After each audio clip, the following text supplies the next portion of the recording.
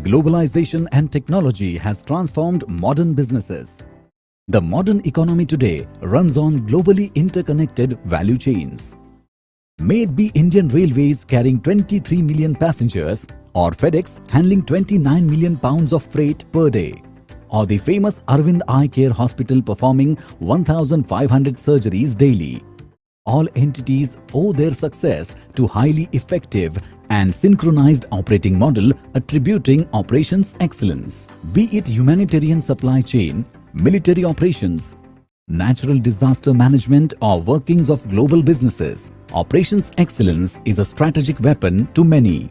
Symbiosis Institute of Operations Management, Nasik, a forerunner in anticipating the criticality that the field of operations beholds, is India's only institute fully dedicated to operations excellence. Under the gamut of Symbiosis International University, SIOM is a sui generis institution established with the mission of empowering and leading operations excellence. True to its mission, SIOM has been fueling the industry with operations professionals churned out of its flagship MBA program in operations management exclusively for engineers since its inception in 2005. Owing to its contributions to the field of operations, SIOM has grown beyond laurels of best industry-related curriculum, and it is all geared up towards Industry 5.0 with inclusion of machine learning, artificial intelligence and IIoT. Providing an excellent industry interface,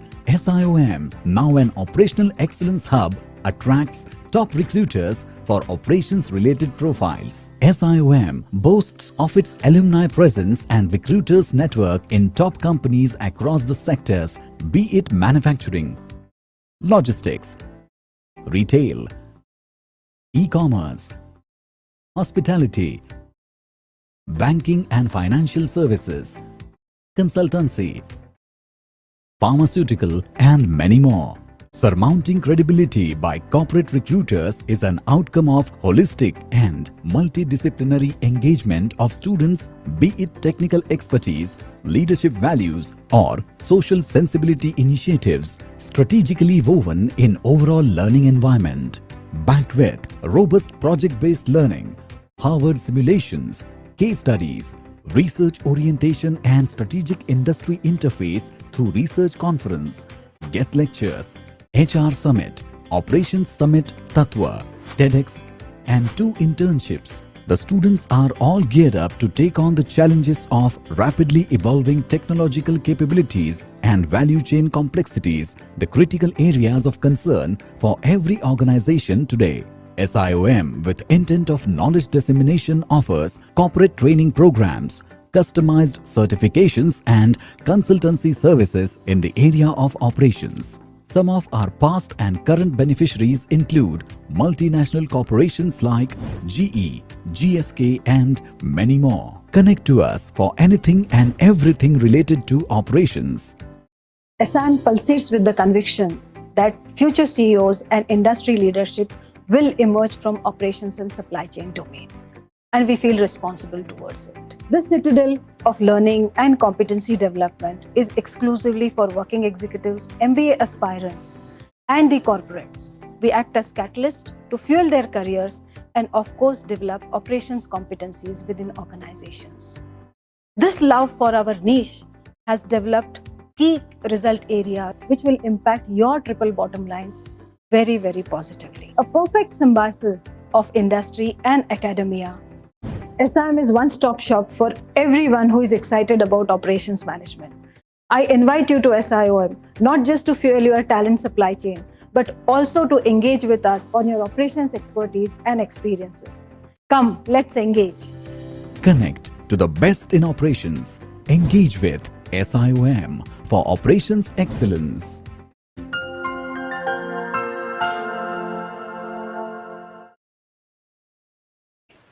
Okay. Many Yes. of our best opportunities were created out of necessity, as rightly said by Sam Watney, founder of Walmart. A very good morning to all ladies and gentlemen present here. I, Anirudh, on behalf of Symbiosis family, take immense pride in welcoming you all to the second day of the 14th edition of our annual flagship event, Tattv’21. the National Operations Summit of Symbiosis Institute of Operations Management, NASA. Tattv, the National Operations Summit, is the flagship event of SIOM organized annually with a lot of zeal and grandeur. Over the years, Tattva has consistently provided an engaging platform for sharing the best practices and industry insights on operations management. It gives us the opportunity to indulge in a meaningful dialogue with prominent industry stalwarts. The COVID-19 pandemic has given global supply chains a much required paradigm shift that will lead the advent of a new era in operations management across all sectors. Just as a phoenix that cyclically regenerates itself from the ashes, with the adoption of new technologically advanced tools and models, the worldwide supply chains will rethink, reboot, and revamp their strategy. And with this thought, we would like to introduce the theme of the event: Supply Chain 2.0, the Phoenix in Disruption. We would like to take this opportunity to thank our event partner, Armstrong Machine Builders, our global knowledge partner, ISCEA, our global training partner, NovaRex, our corporate gifting partner, Enduring Solutions, for their generous support to make this event possible. Let me now introduce to you Dr. Surendra Kansara, faculty convener of the 2021 and faculty professor at Symbiosis Institute of Operations Management. Dr. Surendra Kansara is an engineer by profession. He pursued post-graduations in entrepreneurship and venture management, production and materials management, and marketing management, and holds a PhD in interdisciplinary management. He is also certified Six Sigma Black Belt accredited by ASCB and FDPN of IIM Ahmedabad, and has a total entrepreneurial experience of 18 years as an approved vendor of automotive industry and postgraduate teaching experience of 12 years. He is well versed in the startup ecosystem and incubation operations. He has also contributed immensely to the management development programs, courses development, and delivery in national and multinational organizations. He has also presented and published several research papers in national and international conferences and index journals. For the last 2 years, he has mentored 50 plus Six Sigma Black Belt projects into the industries. With this, I would now like to invite Dr. Surendra Kansara to kindly share a few words with us. Over to you, sir. Yes. So thank you, Aniruddha, for this nice introduction. Well, so before I start, I just want to clarify one thing that our director is facing little health issues. So on behalf of Institute SIOM, I'm going to start with this event. As Aniruddha just now mentioned, that this Tattva is Operations Management Focus Summit organized every year by Symbiosis Institute of Operations Management. This event provides us an opportunity to interact with industries, helps to develop our insights as well, and hence it become contemporary because we directly connect to the current happenings. In today's context, as we know, technology-oriented disruptions playing a role in the evolution of even new business models and impacting the supply chains operations. These circumstances demand agile sustainability measures. Moreover, what I could say over here is if we want to compete in the market, the supply chain is the solution. Okay, and by keeping this thing in mind, if we consider the present state of affairs, we know that recently widespread COVID-19 has created major economic problems worldwide. It has impeded even the logistics movement globally, and it has been what is that noted by different researchers. I can name few over here like Linton and Vakil and so on. So all industrial sectors are affected by the interrupted supplies. And then if we look at the e-tailer giants, even they tend to safeguard their inventories to mitigate the risk of supplies. As asserted by Heck and Islam in 2018, with these experiences, societies have learned that they should not rely on single base and share resources collaboratively so that the uninterrupted supplies can be ensured. Again, if we explore further research on all these type of situations, there what I find is Haren and Simchi Levy again in year 2020 noted that more relaxed multimodal regulations enable the managers to source from any location in the world, and that turns into multi-tier supply base. And we know this very well nowadays. What is happening? Then, if we look at Cozzolino et al., they asserted in year 2012, in the context of that Ebola pandemic occurred. We know that geography as well. They asserted that multiple reasons really put pressure on managers, and they achieve it as again asserted by Hernandez in year 2018 that managers strategize it in the form of contract manufacturing, lean manufacturing, offshoring, outsourcing, and many, many other things. These logistics service providers have really tried all possible transportation alternatives, but these attempts again proved to be very ineffective when the government restricted movement by sealing the borders, maybe at the international level or otherwise. We know this very well, and we have been part of all these happenings. Thus, the practitioners are insisted to reevaluate the supply strategies. Substantial literature really is available that focus on supply risk evaluation, mitigations to reduce disruptions with respect to disaster relief and so on. Even the humanitarian operations, but the uncertainty due to coronavirus really spread. Coronavirus spread really raises the difficulty to predict its impact. So yesterday we had very fine discussion on this aspect of prediction or forecasting. So even forecasting proved to be rather very incorrect in the form that first thing no one predicted this event or occurrence of the event. At the same time, even no one predicted the fast recovery that we are seeing now. So these lockdown and suspension of public transportation really left the migrants people unfulfilled with basic necessities. So here, thing to notice, no one-dimensional logistic approach or solution can work in the situation since the pandemic really control the travel environment as well.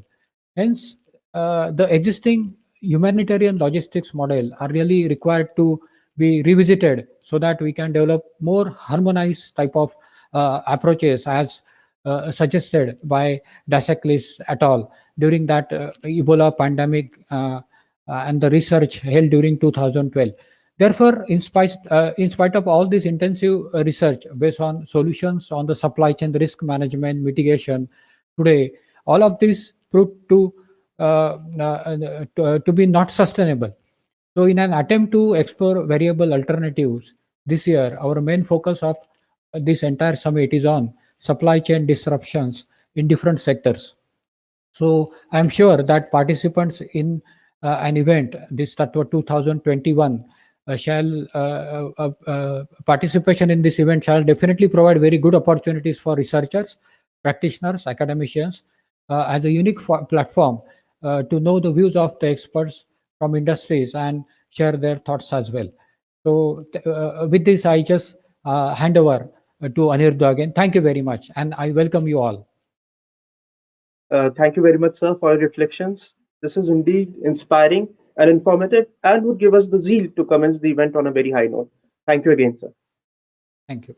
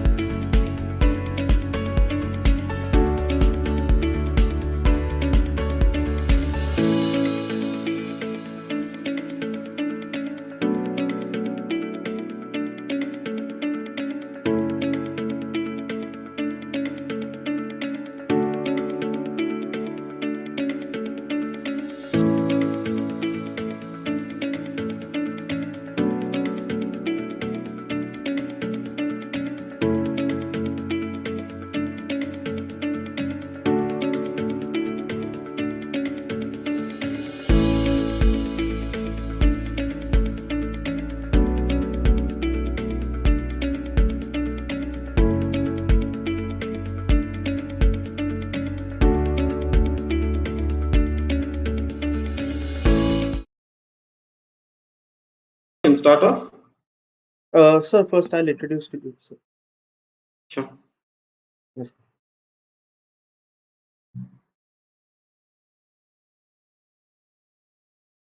Without any further ado, let us kickstart the proceedings by introducing our first keynote speaker of the day.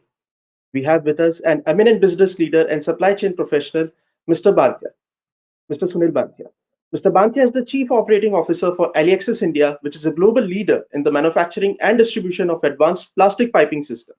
An engineer from IIT Kanpur, Mr. Banthia comes with over 25 years of experience with multinational organizations such as 3M, PepsiCo, Unilever, and headed operations, manufacturing, and supply chain in India as well as abroad. A passionate believer and practitioner of supply chain excellence, he has led a number of initiatives using appropriate technology and Lean Six Sigma tools across diverse product categories to achieve significant improvement in his supply chain performance. Today, Sir will address on the topic of the humanitarian logistics. This session would consist of 20 minutes of keynote speech followed by 10 minutes of Q&A session. Meanwhile, I would encourage the delegates to please post their questions in the questions tab. Over to you, sir. Thank you. So thanks for the generous introduction. Uh, at the outset, let me thank all the organizers and all of you for for being able to organize this during this period of time. I'm sure it takes a lot of effort, and I really understand and appreciate all what goes in terms of organizing a session like this. I do remember actually coming down to SIOM Nasik about 3-4 years back and doing a similar talk. So I'm not sure in terms of what has changed between then and now, but surely in terms of the way we interact has definitely changed, especially post-COVID times. So what I'll do in the next 20-25 minutes is to give you my perspective, and I kind of underline the fact that this is my perspective and therefore not the gospel truth.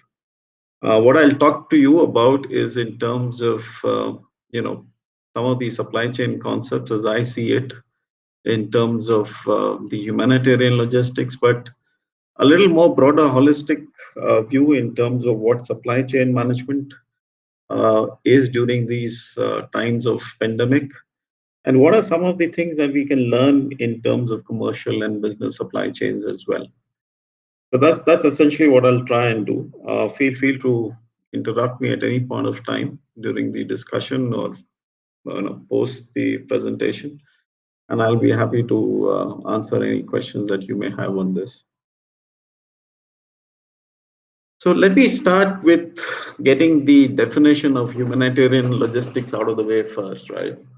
And if you look at it, the key difference between what we call humanitarian logistics versus any commercial supply chain or any business supply chain is only the difference in the strategic objective.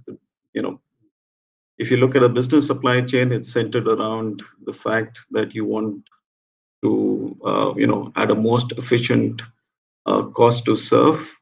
You want customer satisfaction of being able to deliver goods and services. The humanitarian logistics is more in terms of being able to deliver a certain throughput at the fastest possible point of time. So it's usually a race against time in most situations. So the emphasis is on throughput and not on cost of service. So therefore, that's the broad difference in strategic objective, the way I see it, between humanitarian logistics and any business supply chain logistics, etc. Now, obviously, the spotlight because of COVID has really been on this entire. What are the challenges which come with the humanitarian logistics and supply chain in general? So let me talk to you in terms of some of the things that we saw managing supply chain during this pandemic. And I'm sure, between one or the other, all of you could relate to it. If you look at in terms of demand, perfect forecastable products such as even toilet papers, for example, where the end consumption you would think would be relatively stable, went through, major demand spikes. Same was with personal protection equipment. And the one thing which one quickly realized is that, none of this most of the times when you are forecasting demand, you're using historical statistical models. But in situations like this, no historical based statistical models would suffice, right? So you have a combination of shortage gaming and bullwhip effect, and which means that you see unprecedented spikes in demand. So that's one characteristic. The other one was really the painful supply bottlenecks, right? So therefore, what the pandemic meant was that you had trade channels which got closed for a variety of reasons, because of shortages of labors, resources, or travel bans, or simply because of the fact that they fell in containment zones. And that meant that a large ecosystem of vendors, which you would rely on in terms of your manufacturing process, were not available to you. And which meant a huge amount of extraordinary complexity in manufacturing. So, therefore, it's easy to start up, but difficult to shut down. So, therefore, in terms of both safety of operations, being able to work with skeleton staff, and just managing the entire change became a large challenge. The other, in terms of other disruptions, whether it was in terms of transport, because the sudden lockdown meant that people abandoned vehicles in highways and then went home, and you had very little visibility of that. The other was the sheer amount of port congestion, the container shortages. We have, even at this point of time, close to a 40 to 50% increase in container costs because of the skewness in terms of imports and exports, specifically with respect to China. And then the other thing, what happens during any of these, humanitarian disaster settings, is that there is a working capital crunch. So business prioritize on cash preservation, and which means delayed payments and therefore inability of a large number of vendors to be able to provide the service and goods that they normally would do. And last but not least, distribution management challenges. So therefore, specifically if your product is shelf life managed, and you happen to have warehouses closed because of it being in containment zones, managing those shelf lives and then understanding what's open and what's closed is a bit of a challenge in itself.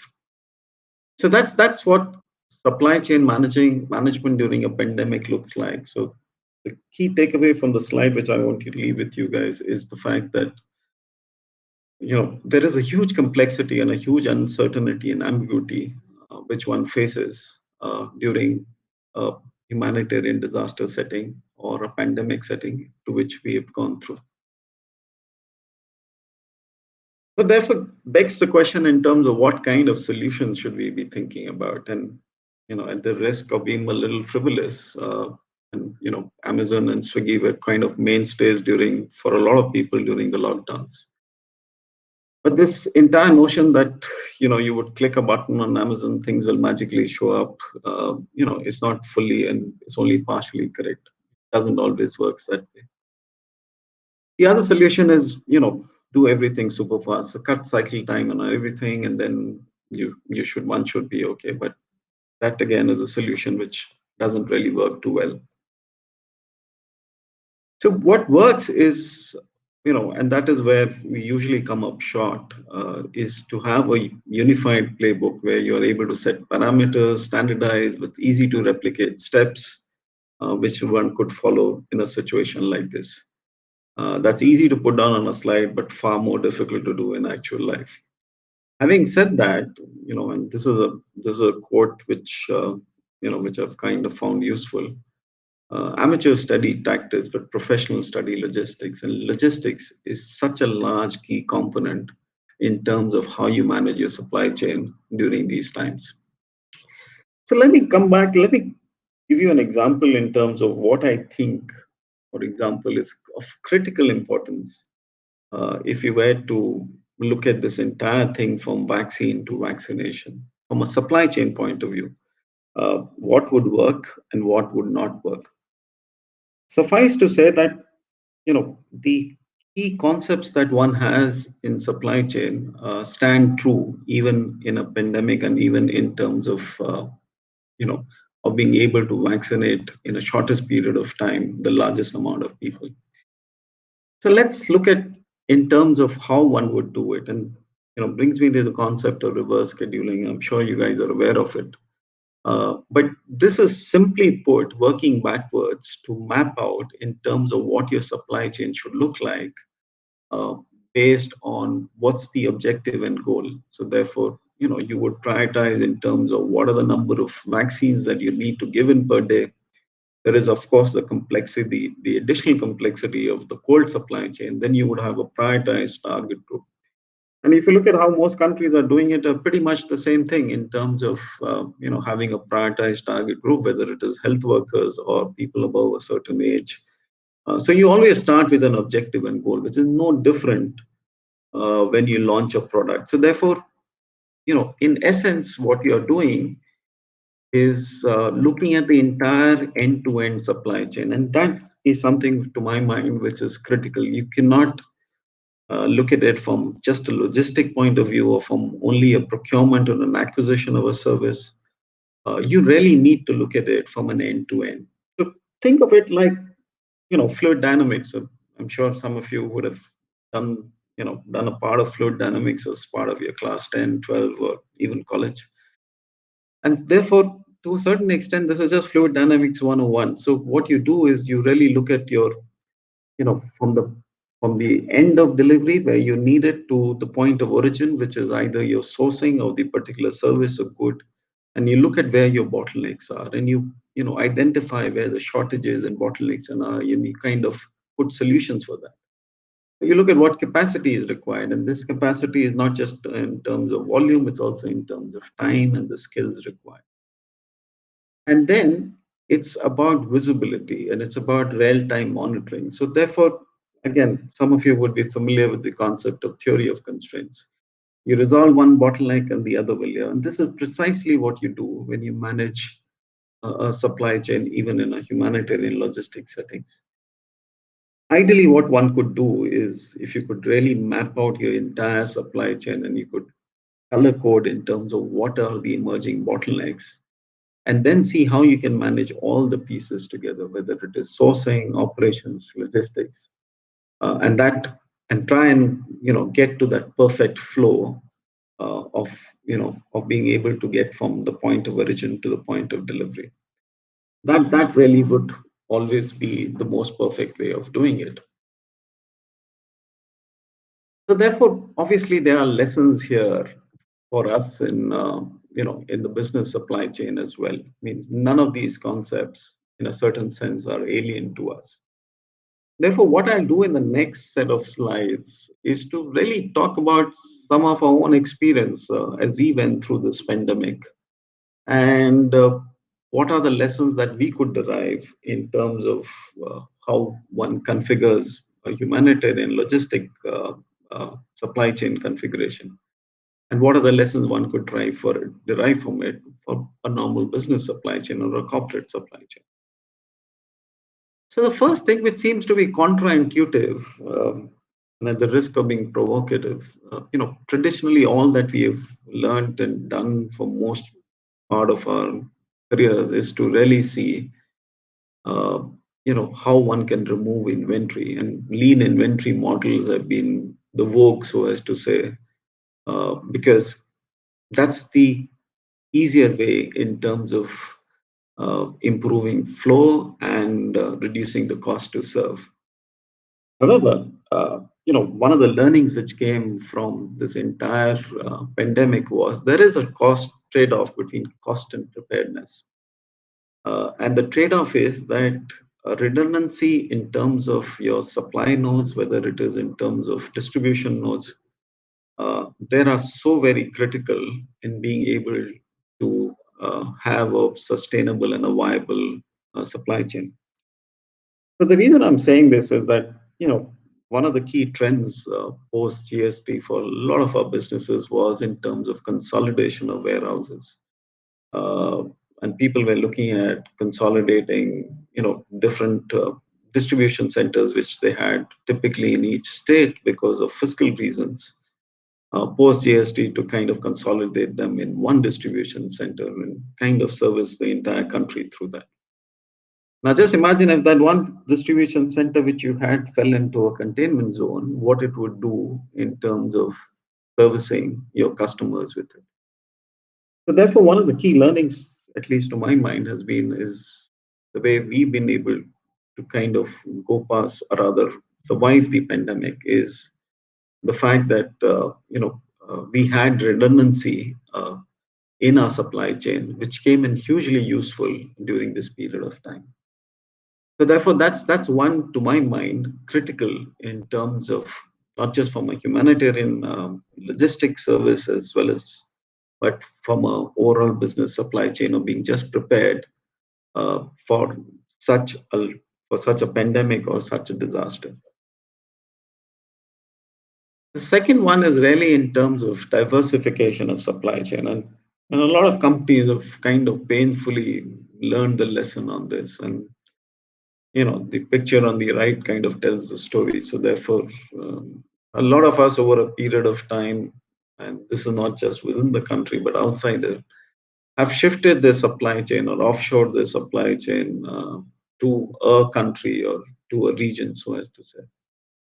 And when you do that, you lay yourself to the risk of having all your eggs in one basket. So what it means is that for whatever reason, if that particular supply chain node uh, actually suffers an issue, you are looking at a large issue in terms of being able to service customers or being able to even in the case of COVID-19, bring in PPE.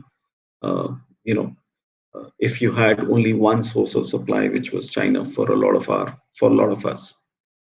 So therefore, it makes sense to look at diversifying supply chains to a broad array of locations. And to give you some examples on this, one of the companies I worked earlier was with 3M, and if you looked at how the entire PP distribution, forget the initial spike and the issues which most places had. 3M was able to successfully resolve it because they had regional manufacturing across a large part of the globe and not confined, did not have their entire both manufacturing and supply chain coming out of only one place. So therefore, for large organizations, it makes sense to have a global footprint and not a footprint in one particular or specific geography. The other thing which we also learned in a smaller scale is that you need to be adaptable in terms of being able to ship directly, say from the plant to the customer, being able to eliminate the distributor because the distributor may be shut because they are in a containment zone or they do not have people. And all of those adaptability and flexibility is hugely important in a situation like this. Remember, when you build in redundancy and you build in diversity, and when you diversify your supply chain, you also build in cost. So it doesn't come in free. So there is a trade-off with a higher level of both complexity and cost. But one of the painful lessons of this has been that you cannot be one geography centric in terms of how you configure your supply chain. The next point is in terms of visibility, and uh, I think this entire thing, if there's one thing which this pandemic has taught us, is the importance of digitization and being able to have an end-to-end visibility in terms of where your raw material is, to what inventory your distributors are carrying, to what inventory do you have in your own warehouse, to what the customer demand is. Now, especially if you are running across the regional or cross border supply chain, having that visibility becomes even that more important, because you need to know when your goods are going to come in, what's the delay and what's the real demand your customer, and what's your real inventory at any point of time is, to be able to kind of make sure that you can make that flow happen well. So digitizing a supply chain improves speed, accuracy, and flexibility. I think that's a motherhood statement which no one will dispute. But it really helps in supply and demand responses. And I think a lot of organizations have kind of invested during the pandemic in terms of seeing how well they're able to make this visibility right from, again, as I said, from their vendor base right down to the customer base. So they are able to take better informed decisions and they improve their demand and supply response. The other is in terms of collaboration and innovation. Why is this important? I'll give you an example from our own company. So therefore, right after the lockdown, one of the key things we realized is that we could contribute in large measure, given our core competency in plastics and being able to manufacture a lot of plastics in a good way in terms of either molding them, etc. So we could meet some of our personal protective equipment needs as well, right? And that's what we did in terms of repurposing our manufacturing facilities. And we were not the only ones. So if a lot of the distillery industry, for example, use the alcohol which they produced as a side product, and they were able to repurpose them into manufacturing sanitizers or to sell them to people like us who then used it to make sanitizers. And the learning curve here was really helped by the fact that a lot of the information became available in public domain from educational institutions, from academia, from research, from organizations like WHO. So we were able to quickly leverage, for example, we leveraged the WHO approved alcohol hand drop formulation and then repurposed our manufacturing facilities to produce hand sanitizers. And since we anyway had an expertise on injection molding of plastics, we used the open source designs available, within the NIH USA website to really, prototype and quickly commercially produce face shields, masks, and safety goggles. Now, the other thing which one can quickly do is use rapid prototyping for a lot of these. And the other thing which I wanted to kind of highlight here is what is important here is how your relationships are with your suppliers and customers. Now, in terms of both PPE as well as sanitizers, we closely collaborated with the Narayan Hridayalaya Hospital here in Bangalore, which is one of the larger hospital chains, in terms of understanding what their need was, in terms of the degree of comfort the PPE, a face shield or a mask or a goggle could provide. And then we could iterate a design based on the feedback which we got. So those customer relationships were critical in terms of being able to do this. And same with our supplier base, in the sense that, if you need quicker access to more products, to larger, and given the fact that all vendors were having shortages of one type or the other, those relationships became critical. The point I'm trying to make in this is that these disaster settings are also an opportunity to be able to look at collaboration, whether within the ecosystem of the industry, of your industry, or even outwards, and then innovating uh, in terms of what one could contribute in terms of elevation of that particular, of what is required. So therefore, fundamental to this is being agile, being adaptable, and being aligned in terms of what the stakeholder requirement is, uh, and being able to, have the agility in terms of being able to look at what's available and leverage that to be able to kind of put something out quickly, which is required. So in summary, and this is my last slide, all of what I have said finally boils down to one simple fact of execution, right? And, as the saying goes, ideas are everywhere. It's the implementation which matters.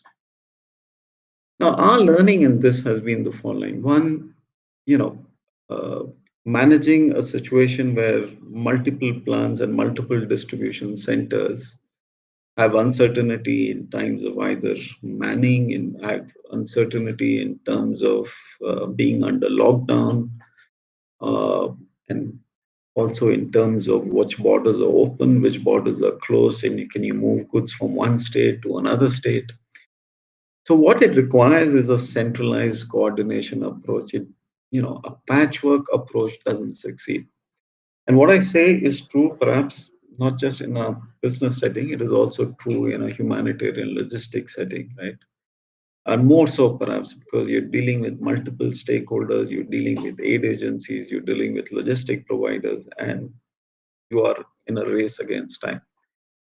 So a centralized coordination is one which works well. And even if you look at what's available in the public domain during the initial days of the COVID-19 pandemic in the US, the absence of a central coordination really meant that different states in the US were actually competing against each other for sourcing of PPE from China.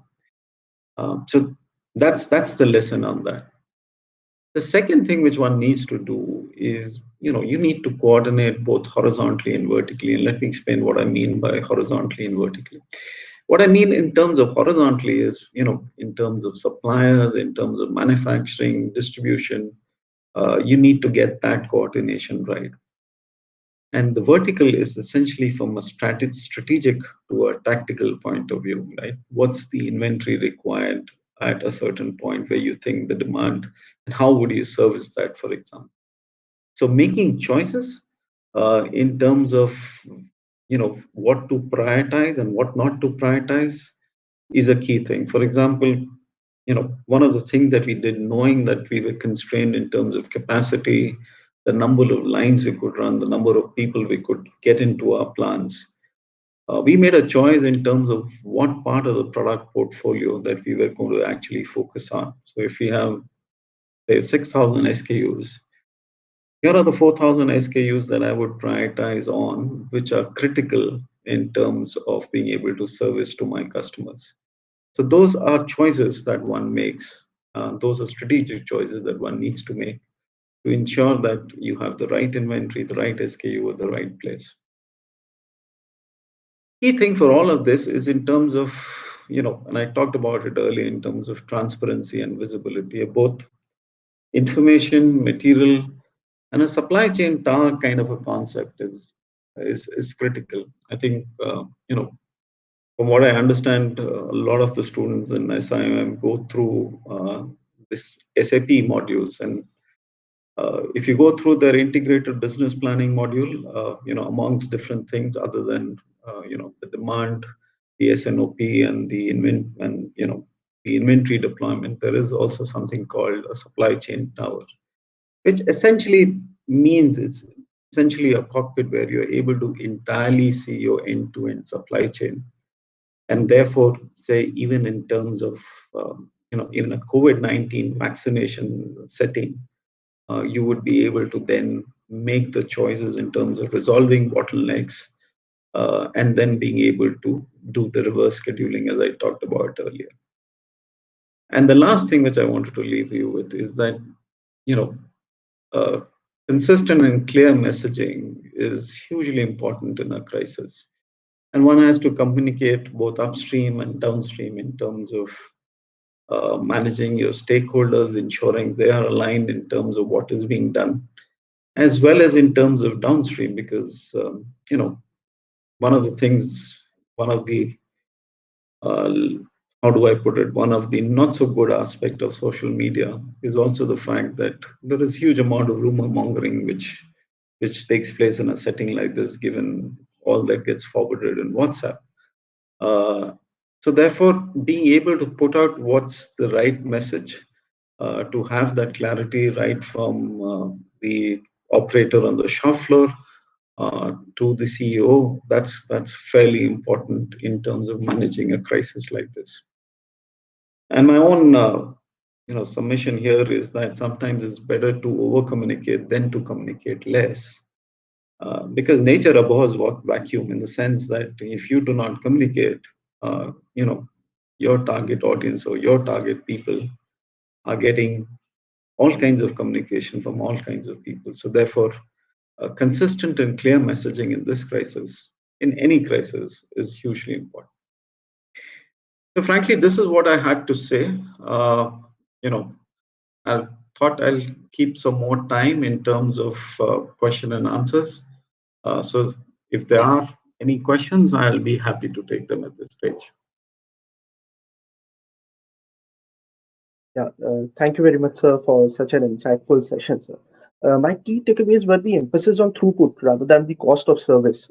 Plus, you mentioned about the mapping of entire supply chain and identifying the bottlenecks, having prioritized objectives and working and monitoring is critical.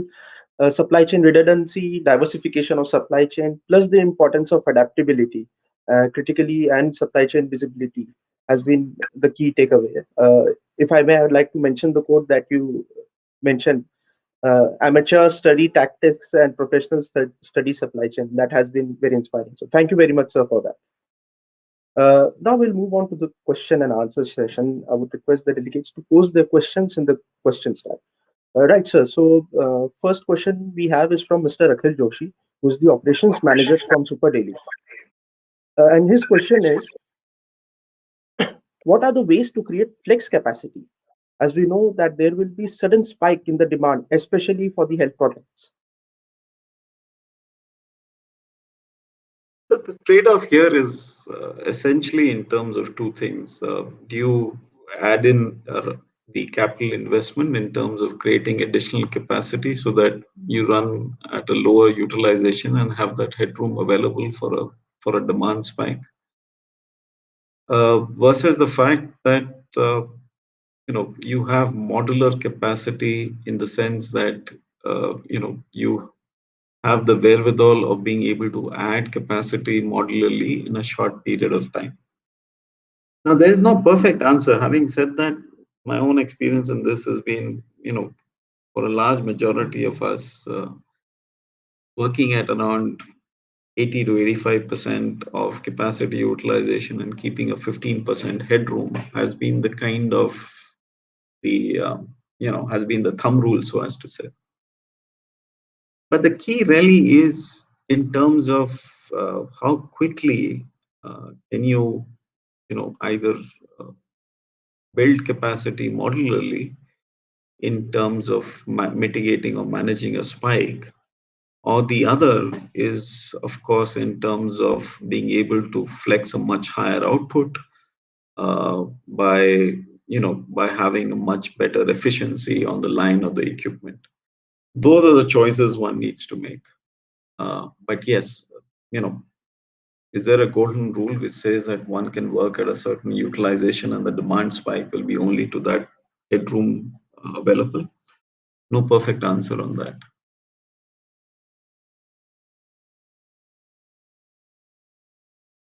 Yes, sir. Thank you very much, sir, for answering the question. Sir, then in the interest of time, we'll take one last question again from Mr. Joshi, uh, who has written how to manage the product cost. As we all saw, there was sudden increase in sanitizers cost and common people could not afford those. So how would we able to manage the costs of delivery and the cost of products? So in any shortage situation where you're rationing out products, for example, there's this entire concept of gaming shortages, right?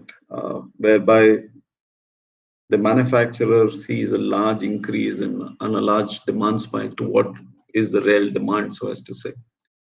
And that enables a set of behavior, whether it is price gouging by intermediaries, etc., which results in an increase in product cost.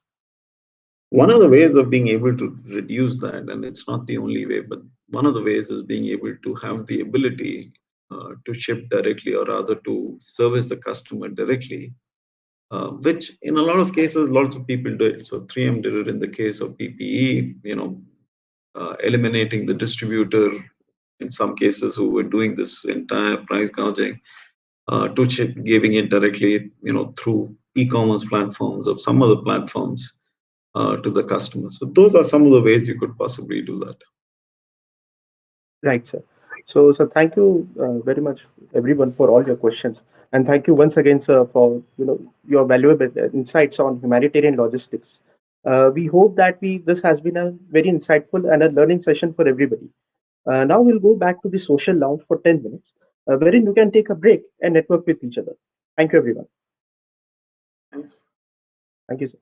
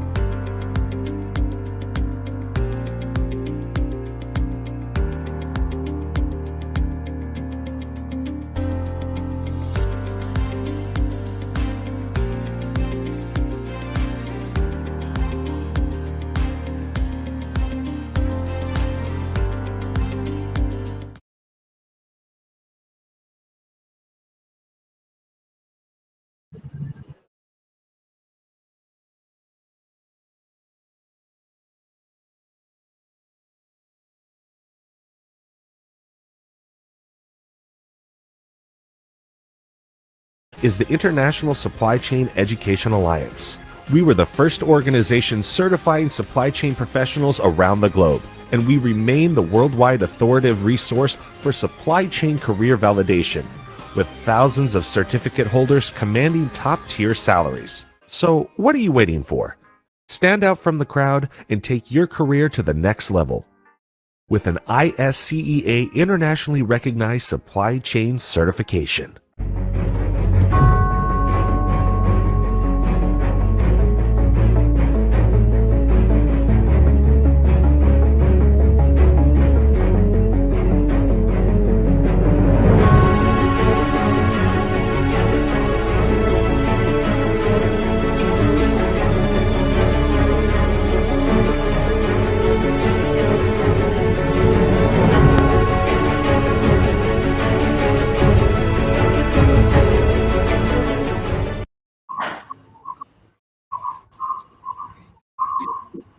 Welcome back to the second session of the day. We hope you were able to digitally network amongst yourselves. Continuing on with the learnings from the previous session, let us now further dive into the topic of the digital twins in supply chains and work culture. I would now like to bring forward our first panel speaker, Mr. Pawan Sarda, who is the Associate Director, Business and System Analyst at Merck. An eminent supply chain leader with a top-notch business acumen and people skills, Mr. Sada comes with a rich experience of working with Cognizant Technology Solution, IBM, and I2 Technology handling leadership roles. In his current role, he is responsible for supply chain transformation by adopting various digital SIOM solutions. An alumnus of NITI Mumbai, Mr. Sarda is known for his functional knowledge and problem-solving skills. Thank you very much, sir, for joining us today. Moving on to the second panelist, Mr. Arindam Mukhopadhyay, VP and Global Head of Consulting COE, Gartner. Mr. Mukhopadhyay is a renowned personality with a prodigious experience of over 2 decades and counting across from different countries, industries like defense, power industry, information technology, and consulting. He started his career as a design scientist in DRD. He sought out knowledge and accumulated expertise in various spheres like strategic planning, program management, global delivery, product innovation, supply chain optimization, management consulting, and many more. His acquired skill set spans from leadership development to Industry 4.0 to building organizational capabilities. He is currently serving as a global head at COE of Gartner Consulting and is a founding member of Gartner India Executive Council. Thank you very much, sir, for joining us today. Moving on to our third panelist, Mr. Virupakshappa Hovale, the Country General Manager at Bosch Rexroth. Mr. Hovale comes with a diverse background in heading sales, business planning, business operations, marketing, business development, new product launch, product promotions, key account and channel management, and front-end sales in the industrial market sector. Along with his eminent thought leadership skills, he has proficiently handled product domains of industrial automation by working in multicultural environments in his past experiences with the leadership companies like Siemens, Rockwell Automation, and continues to bestow his industry experience over regional expansion, digital sales, and marketing as a country general manager at Bosch. Thank you very much, sir, for joining us today. Thank you. Moving on to the final speaker, I would now like to welcome Mr. Piyush Chauhan, Group Chief Information Officer at Lulu Group International. Mr. Chauhan is a digital evangelist with passion for transforming businesses with the use of technology. He has over 2 decades of experience working with global companies such as urban lifestyle brands, Walmart Labs, and Sandisk, handling digital transformation, setting up digital strategies, and much more. His area of expertise are digital strategies, business and retail analytics, and intelligent automation strategies. He has an excellent track record of delivering results and creating values across organizations. He has been widely recognized leader in digital transformation and has been a much wanted speaker at over 100 global events. Thank you very much, sir, for joining us today. Thank you. This interesting panel discussion will be moderated by Mr. Arindam Mukhopadhyay. We look forward to have the splendid discussion go with the panel. Mr. Mukhopadhyay, over to you, sir. Thank you. Thanks for the wonderful intro.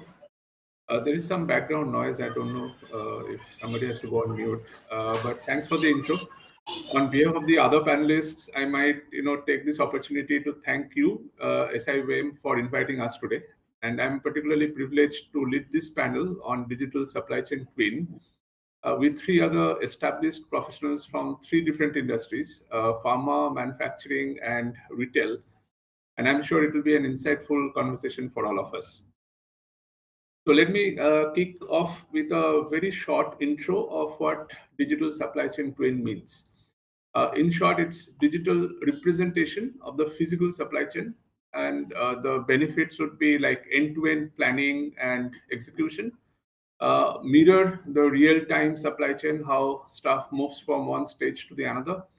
And also it has a component which is very important, which is the visual representation of the real life supply chain or the actual supply chain. So we know, or we can see visually how the supply chain is working and what are the bottlenecks, how to plan ahead of time, etc. Do scenario planning, etc.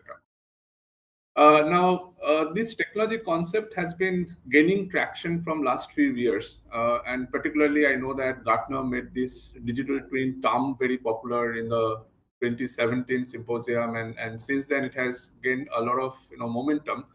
Uh, in fact, we did a recent study. I mean, pre-pandemic study. I should put that as a disclaimer. We have found that almost like 29% of the CEOs, they're already in the journey of implementing IoTs and digital twins in their organizations, and also planning their supply chain better.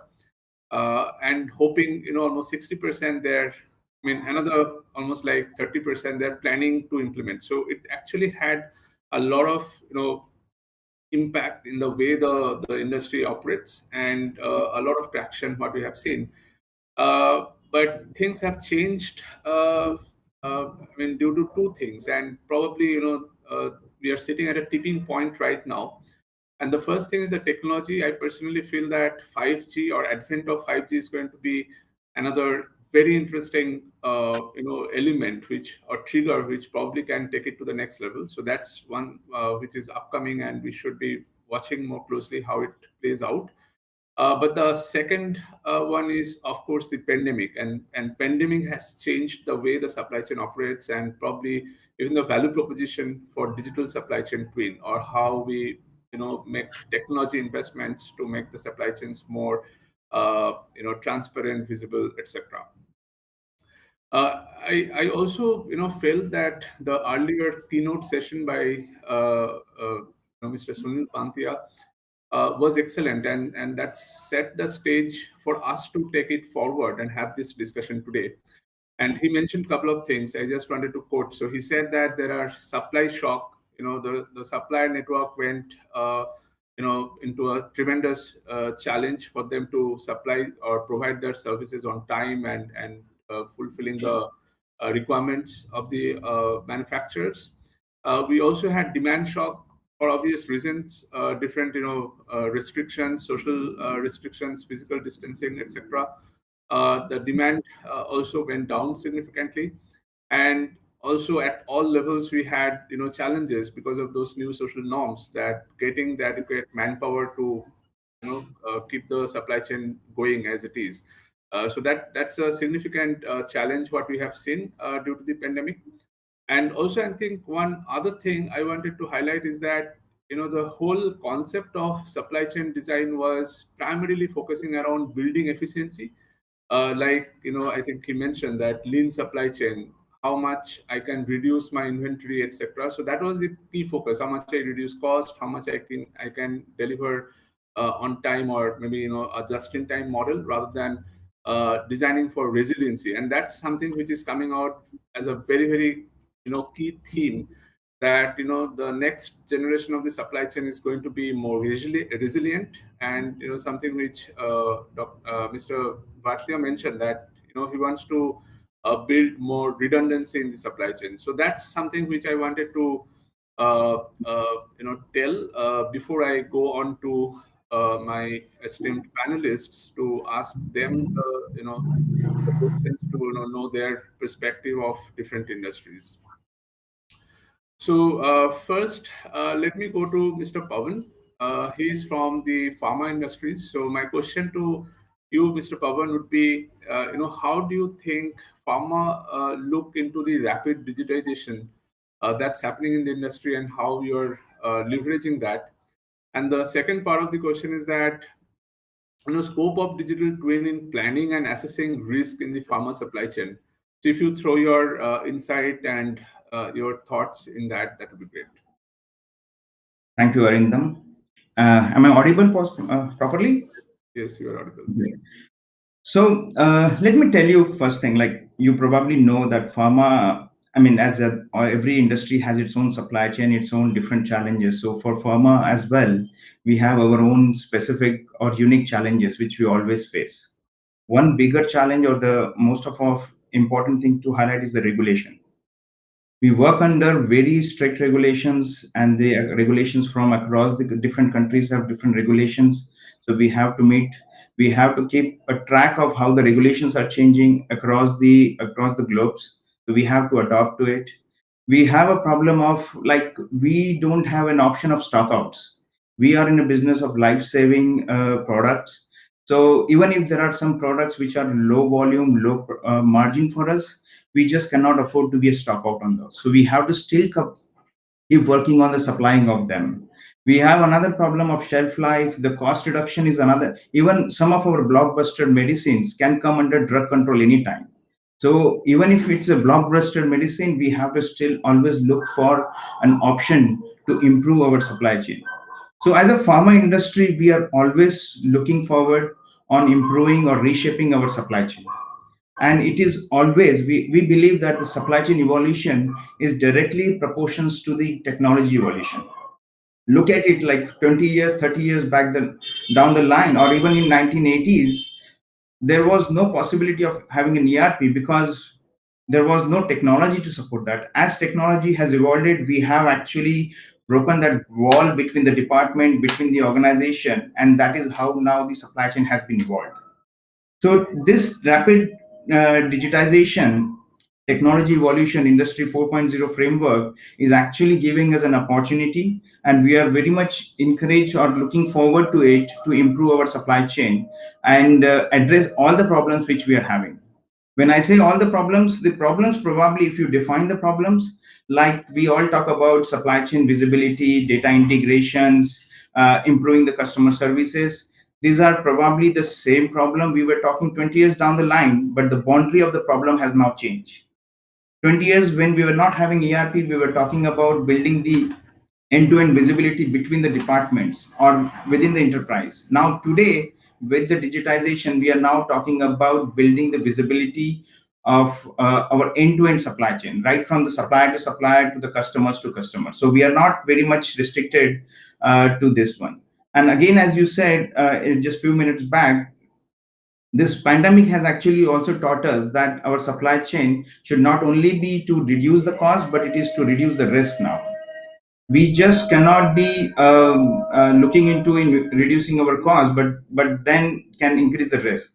And this is where all these new technologies, especially if I talk about the 4.0 technologies like blockchains, IoTs, your big data, they are very much in are in capabilities to answer all the questions which we are looking forward to. So we are looking forward to it. And how is it actually helping us right now? I can tell you, like, we have not only we, the entire industry is actually has made a significant investment. As you said, this digital twin concepts or digitization is actually very popular since 2017, and many industries has put the investment on this one. But just putting up the investment in the technology will not help. So that is where the organization, we are also working on evolving our processes and the people around it. And the pandemic has definitely given us an opportunity and also the tipping points to do that immediately. To answer your second question, how are we leveraging it, and how do we see that it is going to mitigate the risk? So if I see that the digital twin or even the rapid digitizations, what we call about, first of all, if I go one by one, so let's say blockchain. We are looking for a solution with the blockchain to address the problem of like one, I call it as a e-leaflet. So in pharma industry, we have to put a leaflets for every box, and that actually also leads to SKU proliferation. That means we cannot sell the product which is going for country A to the country B because it has a different norms, different leaflets, and different products to be captured to it. But with the e-leaflets, we are first thing avoiding the SKU proliferation. Second thing, we are ensuring the product, the customer is always getting the up-to-date information. by converting these leaflets from paper to the e-leaflets or digital leaflets. Second thing is counterfeiting. With the track and trace or the serialization requirement from the government, the blockchain is playing a big role for us. We are also working on the pilot projects on implementing the blockchains to address that. Third, we are also looking at testing on importations to avoid those testings and reducing the lead time and improving the customer service for the customers. In terms of the IoTs, we are working more in building the control towers along with the different partners to get the real-time data with the help of their IoT applications, which is actually giving us the real-time data immediately to the systems. So that is how also we are improving this one. We are building the visualization as well, wherein we can get the visibility into supply chain, and nonetheless the big data. The computational capacity which has now increased, it allows us to run thousands of simulation in a very short period of time. So we could actually do the risk mitigations immediately by running the simulations and knowing where which part of the supply chain is having a risk, and immediately also we can take a decision on how to avoid those risks. So there are various ways we are currently working on and reducing the risk towards our supply chain. Yeah, thank you very much. That was really insightful to know how the pharma industry is looking into it. And as you rightly said, that this technology intervention should not be just for the sake of it, but what are the real benefits the industry is going to get. So thanks to know from some of the things which are happening already in the pharma industry. Let me move on to Mr. Virupakshpa. So the question to you would be, how can a digital twin improve supply chain efficiency, particularly in a manufacturing setup? And what are their advantages and challenges, what we have seen implementing this technology? Okay, thanks, Arindam. Thanks for it's a very valid question for the session. So I start with thank you, and it started with a good introduction, Mr. Pawan Sharda. Digital twin, I think it evolved through. Now we have moved from calling digital twin for a product. We have moved onwards towards digital twin for the process also. In a manufacturing setup, in the whole supply chain, the big data handling makes a big difference. With the evolution of Industry 4.0, data availability and data transparency, we are able to process large amount of data clubbed with artificial intelligence and different algorithms. The digital twin for the product has evolved to a very good state now. That is first part of the answer. Second one, the process part, which has to integrate not just a product as a digital twin, but to move to the next level, process as a digital twin, it has to integrate backward and frontward the other operations. Take in example, manufacturing setup. There is a CNC machine in the shop floor. Assume the product gets rejected. Can machine decide on its own, now we should start producing? No, it cannot decide. Because right now, when you are at a stage of digital twin from a product perspective, the machine as a standalone cannot take a decision whether to continue to produce or take a cognitive decision, should I stop manufacturing now? Because the rest of the peripheries, both sides don't know what is happening there, right? So what will lead? It will lead to the whole stoppage of the line. We need to avoid the stoppage of line. So we need to bring both product as a digital twin and process as a digital twin together, where there is a good collaboration, where the collaborative robotics comes into play, right? Where the human interacts, the cognitive idea from the human gets instructed to the machine. They decide, or engineer or a technical expert decides, should this line continue to work or not? Should this machine stop? Right? So in this way, the digital twin as a whole solution makes a big difference to improve the availability and the agility of the supply chain. So I hope, Arindam, I answered your first part of the question. Yes, absolutely. I think that's a very good point what you brought up, that how to feed the real life information or real life, I would say the deviations in the standard flow of the supply chain back to the shop floor and back to the machines or the robot that's operating the shop floor, so that we take the right decisions at the right instant of time and not waste time to keep on producing something which probably is not going to be useful. That's a fantastic example what you shared. Perfect. Maybe you may please repeat the second part of the question. Maybe I can take up that too. Yeah. So the second question was that what are their advantages and challenges in implementing this technology? You can throw some light on that. Yeah, the advantage is yes. Though we went through disruption by health issue, right? That is one health issue as a disruption. But the whole digital transformation itself is a disruptive right now, right? So the countries like India, we were already on a digital transformation journey into the manufacturing, either into the industrial side or even on the pharmaceutical side, even on the automotive side, right? We were on the journey to implement the IoT in a big way. This pandemic made it to accelerate further. So that is a big advantage for us. Though we were ready as India, we were forced to accelerate this further. That is the first advantage. Challenges is our readiness to make this happen. Do we have enough resources, technical know-how, implementation plan at the shop floor level? Can I bring the data to the machine to the networked machine to the ERP system to the interconnected plant? Do I have the scalability and the skill set to make it happen? That continues to be a challenge. Though we talk multi-platform, multi-skill set in India, but still we have a long way to go in implementing this scheme because data plays highly critical role in digital transformation. Then we say, okay, I go to the IoT, then I go to the digital twin for a product, then I go for a digital twin for the process, then I do the vertical integration within the plant, then I do horizontal integration across the supply chain. I think it's a journey. I think we are on a journey, but we have opportunity to accelerate this. That's my take on this. Excellent. Thank you. Thanks very much. So let me move on to Mr. Piyush.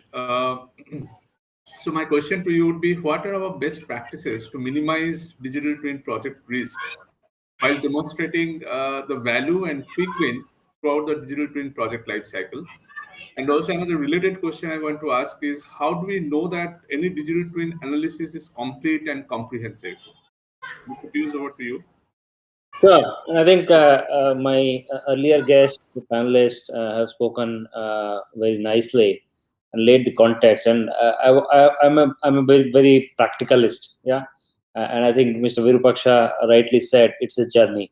While Gartner can create hype around these terms, but the actual implementation of that, since I'm a practitioner, I can say that these are very difficult concepts to implement. Yeah. And the reason is it has to be done in multiple layers. And since you asked about the project, the first and important aspect is how can you democratize capture and use of data. And I think most of the organizations, believe me, the best and the best of the world are still struggling as to how do you consolidate your data across the various parts. So like Mr. Virupaksha was saying, maybe in a unit, so let's say a product, a process, a unit, those kind of digitization and collection of data is happening. But when you try to marry this across, so for example, how can you marry your logistics data with your manufacturing data? I think we are still in that journey to understand how they marry and create real meaning and sense out of it. Yeah. How does the IoT platform speak to your manufacturing platforms? Yeah. The logistics platforms, and predominantly merge that into something which is more holistic and end-to-end. I think there are steps in that direction, but I think it takes a lot of time for people to. The beauty of this project of the digital twin is that it is not a one-size-fits-all. So it is not like a SAP ERP that you take and put it in your company and then you will start deriving benefit out of it. Organizations, for example, I will give you a very simple example. When COVID happened, we are a large retailer. Yeah, we have a very complex supply chain. We are sourcing in about 22 countries in the world. There was a lot of disruptions all across. Yes, in some parts the lockdown is happening. In some parts the flights are cancelled. Some countries are starting it. Some countries are closing down. So the entire supply chain management at that point of time was nothing less than chaos, right?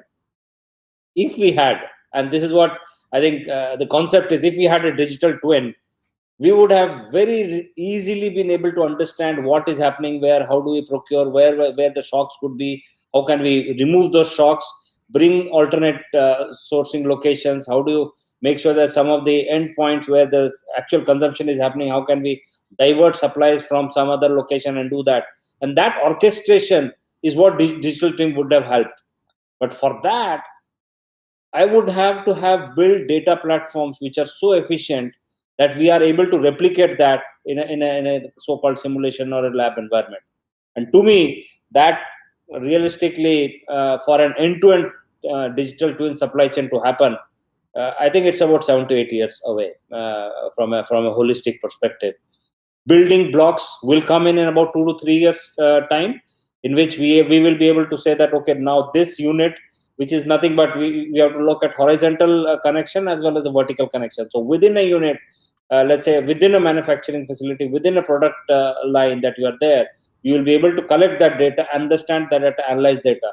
Once you have some meaning out of it, then you go abstract it to more horizontal level, so that you are able to connect that dot to create a real digital twin. My desire would be that I see that in my working life, but I feel that the amount of effort it is needed to do it is so humongous in my view that it may take much longer than that.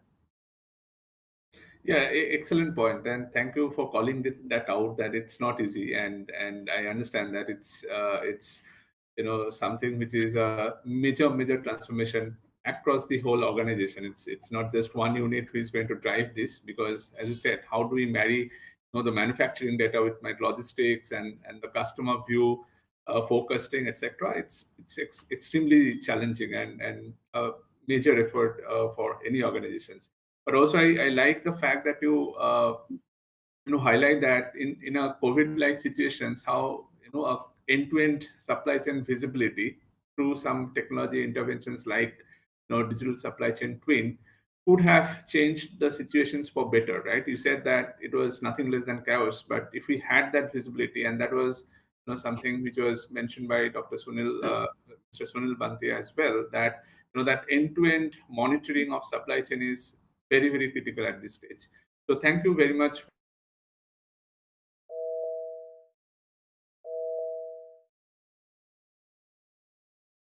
Back to Mr. Pavan. Do you like to share how the advancement in digital technology enhancing the risk mitigations and improve the performance of supply chain? I think you touched upon that, but if you can throw some more light specifically on the digital technology and how do you see the impact on the performance of the supply chain in the pharma industry, that would be great. Sure. And I'll also touch upon both, like as Mr. Piyush has mentioned, right? There is a challenge, and what we are actually right now talking about, probably not we are there 100%. We are up to some points we are already there. The major reason I also like to highlight why we were very much looking into it and also started developing our pilot projects based on this technology, because in 2016-17 we had a major disruption in our own supply chain. There was no pandemic, but there was an event, global, worldwide. We had a major disruptions. Even at that time, having a single instance of ERP, having a single instance of supply chain planning system and everything, it took us around like 2 weeks time to determine, okay, if we have a disruption for 2 weeks across the global, what is the impact to our end-to-end supply chain? Which are the market going to be having a stockouts and all? And that triggers actually the fact that why just we cannot have a real time or immediate data. Like if I know that there is a disruption in this particular site or this particular supplier is under the risk, why can't I just immediately develop or understand, like, okay, what is the impact to my PNL? That is the question was asked to us from our senior leadership, the president of our manufacturing departments. So that triggers us, and we were looking into it. And at the same time, like 2016-17 was a time where this digitization was picking up, and that is how we actually started working on it from in 2017. Right. So what we started with is we started with the first value chain financial modeling. Okay, not just so we one advantage we had was like since 2006, I guess, yeah, 2006-7 we started implementing the single instance of ERP. So across the globe, all the market, all the manufacturing sites, some of our important B2B customers as well as some customers, they are all connected to the single system. So that actually help us in synchronizing our data. So now we're having a one tool of this. Again, as I said, right, if you talk about the problem 10 years back the line, single source of truth, data integration, this was the problem. And even if you come to the organization, you probably hear the same thing, but then the resolution or the boundary of the problem has changed. So we have addressed those problems a lot. So with that, we could actually build a value chain financial modeling in a way, and with the big data, as I mentioned some times ago, we are running a simulations. We are able to run the simulations by changing, like if I have my entire network, and if I see that, okay, what happens if I take my particular site in the in US down for 2 weeks? So it reads and then calculate, okay, what is the risk of getting stockouts in the different markets? So that is how, again, it is important to point out that just implementing or investing in the technology, I said that again earlier also, is not going to solve the problem. If you go, the vendors are coming, they're giving a very good presentation, and you are very tempted to go for those technologies as well, but that alone is not going to solve the problem. We had that lesson learned earlier as well. It is just like you took the gym membership and not going to the gym. So that doesn't solve your problem. So that is why, along with this like 2010 or 11 timeline, we also actually had a global operating model implementation as well. So that has also helped us in building up the standard process. Otherwise, we were having a problem of different regions, different sites calculating the same KPI differently.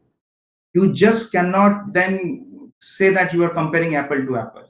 So those are the different challenges we face while implementing this new technologies. But now by standardizing and heavily investing on the people, at some time, if you go and tell to the people, I'm doing the Monte Carlo, I'm doing this simulations, and they wouldn't be understanding it. So we have actually also made mandatory training for our super users, for our SMEs, and also to some supply chain planners as well, to understand this statistical modeling and how the technologies, which is advantage which they're bringing in. We share the use cases as well. So that is what has actually helped us. And by implementing it, as I said, we are now in a position wherein we could actually see most of our I'm still saying most of it because there are still gray areas, but we are still able to model our supply chain into in the system. We could track, we could trace it, and at the same time we can run a simulations, we can predict. So we have a concept of data to dashboard to the decisions. That is what is helping us and helping to mitigate the risk as well. That's fantastic. I think some of the points what you mentioned that makes so much sense. That one is, how do we really consolidate the modeling so that every unit knows some of the things exactly in the same fashion and not using different terminologies and different KPIs, etc. So that's fantastic. And you also mentioned that it also required a lot of capability building, training people, letting them know that how it is going to impact their life, what are the changes they are going to see, etc. So fantastic point. Thank you so much. Let me go back to Mr. Virupakshapa. I have a question for you. So how far is your company in the digital twin journey? And can you share some of the use cases which you find very useful for the manufacturing setup? And also the other question I have is, what are the success criteria that will indicate that digital twin objectives have been met and the desired benefits have been delivered? Over to you, Mr. Virupakshapa. Okay, thank you. Okay, again, coming back to the whole supply chain, the manufacturing or a plant is really an important element of that whole supply chain. If I want to maintain that supply chain availability is robust and I meet my market requirement, my plant has to have a sustainable production. To make the sustainable production, I need to avoid unplanned shutdown. To avoid unplanned shutdown, that's where I set my KPI. This should be my plant availability. To make my plant availability, I need to make a right decision. For making that right decision, I need some data points. Who provides the data point? I need to go towards digitalization. I don't say you have to be on a digital twin. I would say I will start with the base foundation, taking cue from Mr. Piyush. We are not yet gone to that nirvana of digital twin. I will start with the basic digital data, right? You need some data points, right? So what we started was we have certain data point, how a particular product behaved. To show that how it behaved, we move from, we know the history, right? The data hint side, we know what happened. Then we go to the data insight. Why did it happen? Then we go looking at to the foresight, saying that, okay, why did it happen? I know now. Now I know what will happen. But knowing all these three, I need to optimize my production. So I move towards how can I make it happen? I go from more of a analytics on the history to the predictive side to the foresight side, right? This is where when we know when we have the complete engineering data, the data sets, the time period available, I set those measurement points on the product. Example, you take a hydraulic pump, for example, so that students can understand easily, we can relate what we are talking. There is a pump. The performance of that pump depends on how is the oil temperature, how is the vibration level, how is the noise level, right? These are some of the key indicator of how that pump is performing. I start capturing this live data continuously on certain tools on the cloud base. It keeps on making this analytics. So I know I have set my background algorithm already. Depending on what temperature, what vibration level, at what speed, I get an indication this pump is likely to fail in by next 1,000 hours or by next 1 week, 1 month. So what do you do? Instead of waiting for that there is a breakdown, you end up in huge production loss. You plan your planned shutdown, right? You take a planned activity, planned stoppage, replace well ahead to avoid the breakdown. You reduce your downtime, still you are able to adjust your supply chain activity. This is one predictive tool. It is completely based on the digital with the smart sensors that works fantastic. We are able to solve many problems with this. This is one user study. Another example I can take back, I'll make it short because of the shortage of time. There was a complaint from one of the automotive segment that their warranty claims have shot up exorbitantly. They came back for a solution. What the company did was a model was created. We had set up data scientists. They start analyzing the data continuously.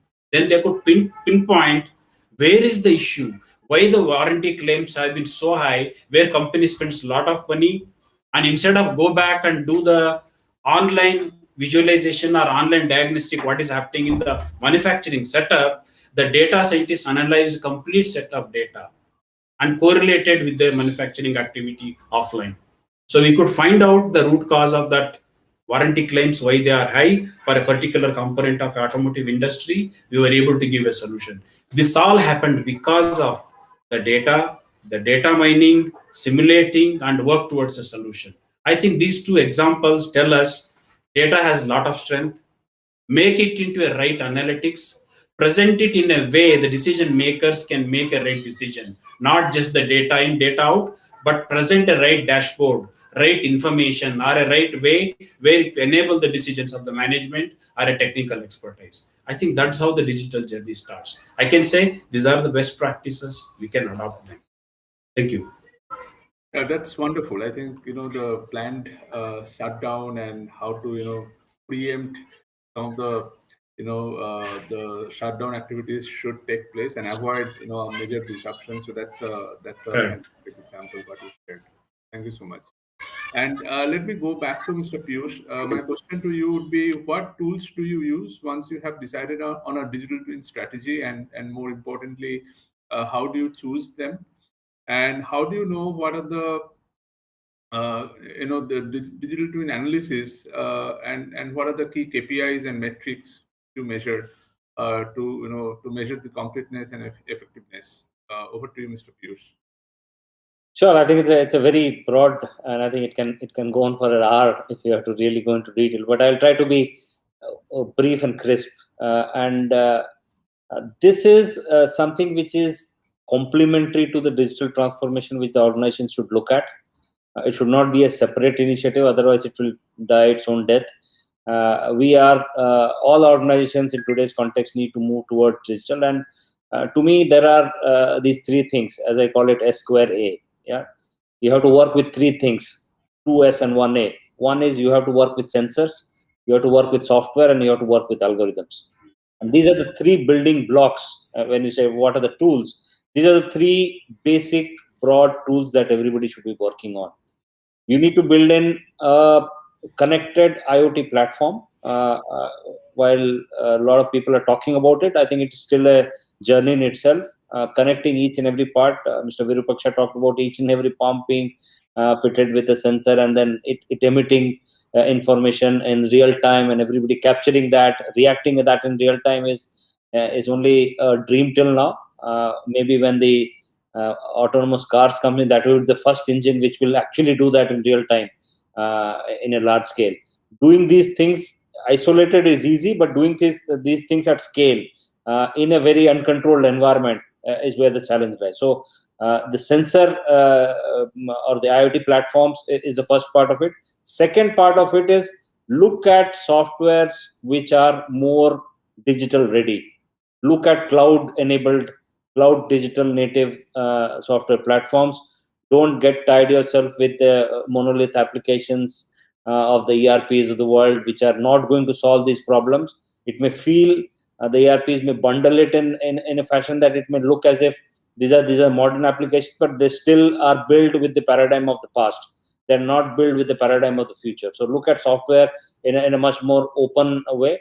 And third is the most critical part, which is the algorithms, which is where the real fun lies. Yeah, once you have the sensor information, when you have the software to basically churn that data and make meaning out of it, the algorithm is where the fun lies. And that to me is the differentiation, the kind of the IP of any organizations to build that algorithm which is unique. Now, how do you manage? So, for example, in a retail context, how do you manage your sourcing so efficiently so that you are able to do two things? You are able to not only manage shocks and disruptions, but also you are able to deliver that goods and services at the lowest possible cost. If you are able to manage these two kind of factors, which are if you kind of manage the disruptions and keep the cost down, I think that is a wonderful recipe for everyone to be successful. So I think these algorithms to understand what works for you, what does not work for you, and able to simulate that in a holistic environment are the KPIs that the organization should look at in terms of driving this digital twin as a project. Have a clear understanding of what you want to achieve. Don't do a digital twin project because GE Digital is doing it, or let's say Siemens is doing it. This is not going to solve your problem. Understand what is your differentiation within your customer base, your supply chain, your value chain that you're looking at. Divide the KPIs for you, devise the algorithms for you, and then work backward for the sensor and the supply chain, sensor and the software to make sense out of it. This is how I would kind of advise people to take this as a project. And I hope that we are able to get a lot of meaningful insights and get the benefits of this digital twin technology. Yeah, that's fantastic, Mr. Piyush. And I think you made it really simple for everyone to understand 2S and 1A, sensors, softwares, and algorithms. That's exactly what it is. And thanks for that. I'm going to take that with me for a very long time. So I think we are almost towards the end of the discussions. I have exhausted with my set of questions, which I wanted to ask each one of you. So I am happy to open it for the Q&A. Aniruddha, if you are able to read out some of the questions what we have received, and maybe we can take a few of them. Yeah, absolutely, sir. So, firstly, I would like to thank all the gentlemen present here for such an erudite session, and there have been a few key takeaways as well. So, moving on to the question and answer session, we have first question from Mr. Arun Kumar, who is the business data analyst from Genpact, and his question is to Mr. Piyush Chauhan. Being in the digital era and consolidate all the distributed data and increase end-to-end visibility of the problem statement is quite difficult. Please help us to understand how we can move ahead and solve this issue. Yeah,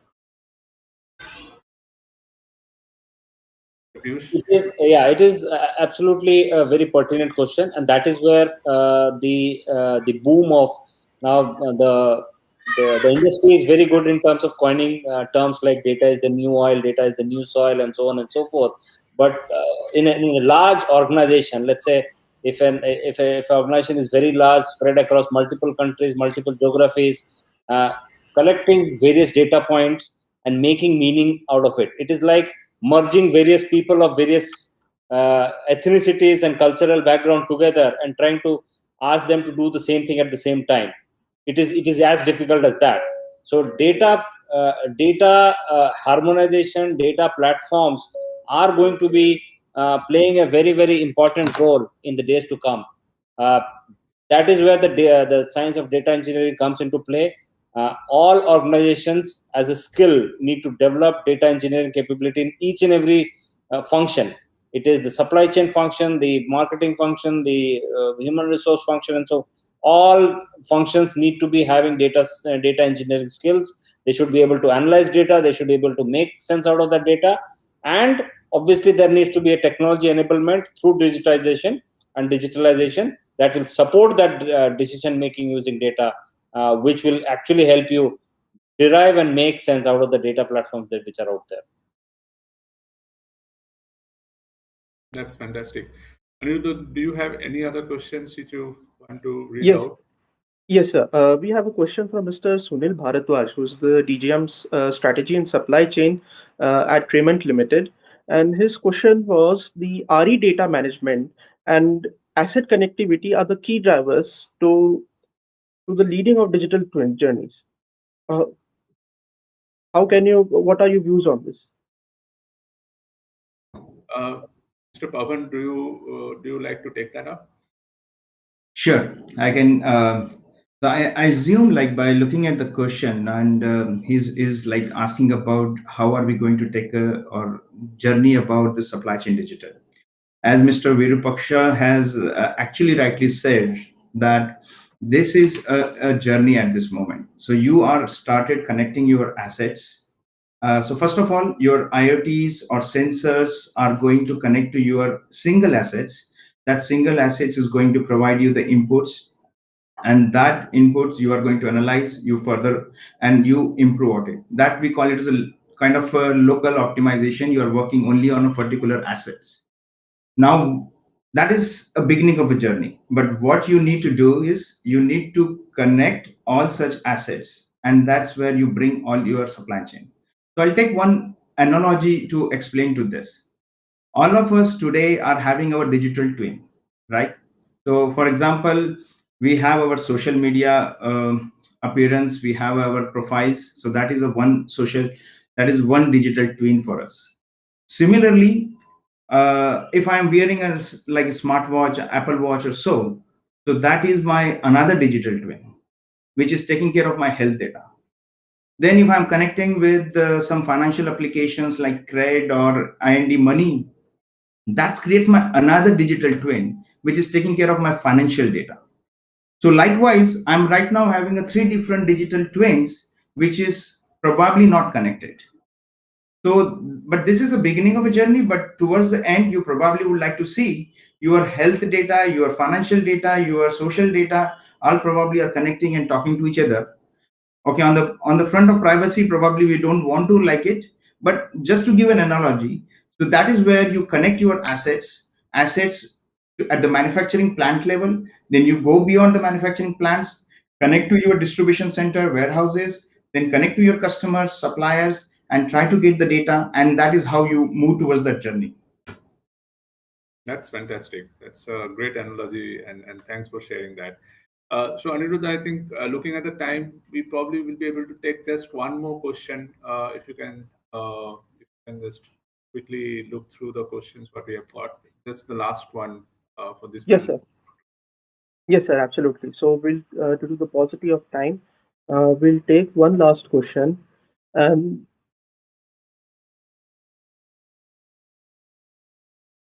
this question is from Ashwin Chopane, whose question is: the majority of technological solutions are highly data driven. In an uncertain, disrupted environment which requires a sudden action, previous data effective for conducting analysis.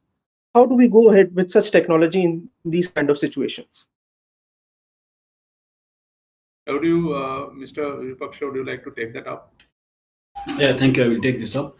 See, the past data can only be a data that can tell us actually what has happened. Maybe if there is a disruption, you can refer back to the data, but that may not give the guaranteed solution for the future. That can only be a reference point. We need to go back and look at what really it is and try to keep it as reality or as close to the real time. Though there could be a lag, but we should have something to take a decision, the data which is just real. So that's my suggestion. Excellent. All right. So I think we are at the end top of our hour for these panel discussions, and I think I'm really grateful to have this conversation with all the other panelists, and has been a great and immense learning for myself, and I believe that so has been with all the students and all our other participants who have been part of these panel discussions. So with that, I'm giving it over to Aniruddha to close the session. Yes, sir. Thank you very much. It was indeed a very good moderation, and thanks Aniruddha and the host of students, the organizers, and the faculty for organizing this session. Thank you very much. Yeah. I second that. It was really good talking to all of you, and then thanks SIOM. Thank you. So, firstly, thank you, Mr. Mukhopadhyay, for brilliantly moderating the session, and thank you to all the panelists who have joined us for this great discussion. And I hope that this has been fruitful for everybody. Thank you all for joining us to the 14th National Operations Summit 2021. The whole family of SIOM would like to thank you, all the delegates, for being such a diligent and such a wonderful audience for the entire session. Also, I would like to thank all the sponsors for trusting us and engaging with us. Thus, we bring the panel discussion to a conclusion. We will resume again for the afternoon session post a very short break of 15 minutes. You can now enter the social lounge and enjoy the networking. Thank you and take care. Thank you, everyone. Thank you. Thank you.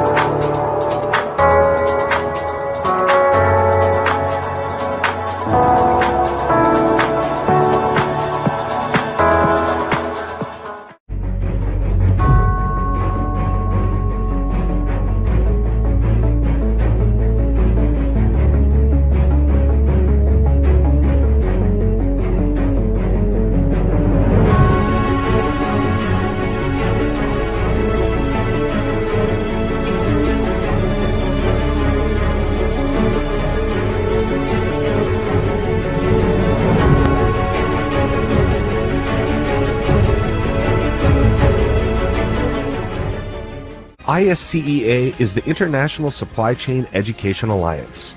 We were the first organization certifying supply chain professionals around the globe, and we remain the worldwide authoritative resource for supply chain career validation, with thousands of certificate holders commanding top-tier salaries. So, what are you waiting for?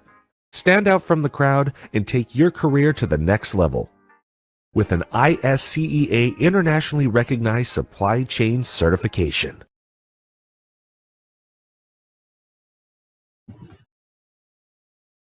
As rightly said by the entrepreneur Kunal Shah, founder of Cred, if you fully accept that the worst that can ever happen in your journey, fear won't ever be an obstacle in starting up. Welcome back to the final session of 14th edition of our annual flagship event, Tattv’ 2021, with the theme Supply Chain 2.0, the Phoenix in Disruption, National Operations Summit of Symbiosis Institute of Operations Management. I hope you were able to digitally network amongst yourself. I, Sanji Bhatia, will be your host for the event today. Without further delay, let me introduce our next keynote speaker of the day. Please welcome Mr. Vinod Mathur, the Senior Director of Blue Yonder.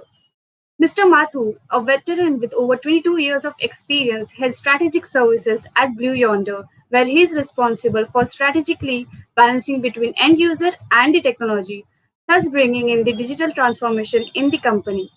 He leads a team to provide strategic services and manufacturing industry cloud offerings, responsible for helping businesses to build and execute supply chain transformation. Today, he will be addressing us on a very important and intriguing topic, supply chain workforce of the future. The session consists of 20 minutes of keynote speech followed by 10 minutes of Q&A. Meanwhile, I encourage the delegates to please post their questions in the question tab.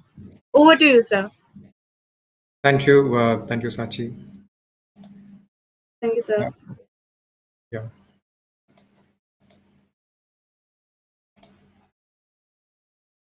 I'm just trying to share my screen. Sure, sir.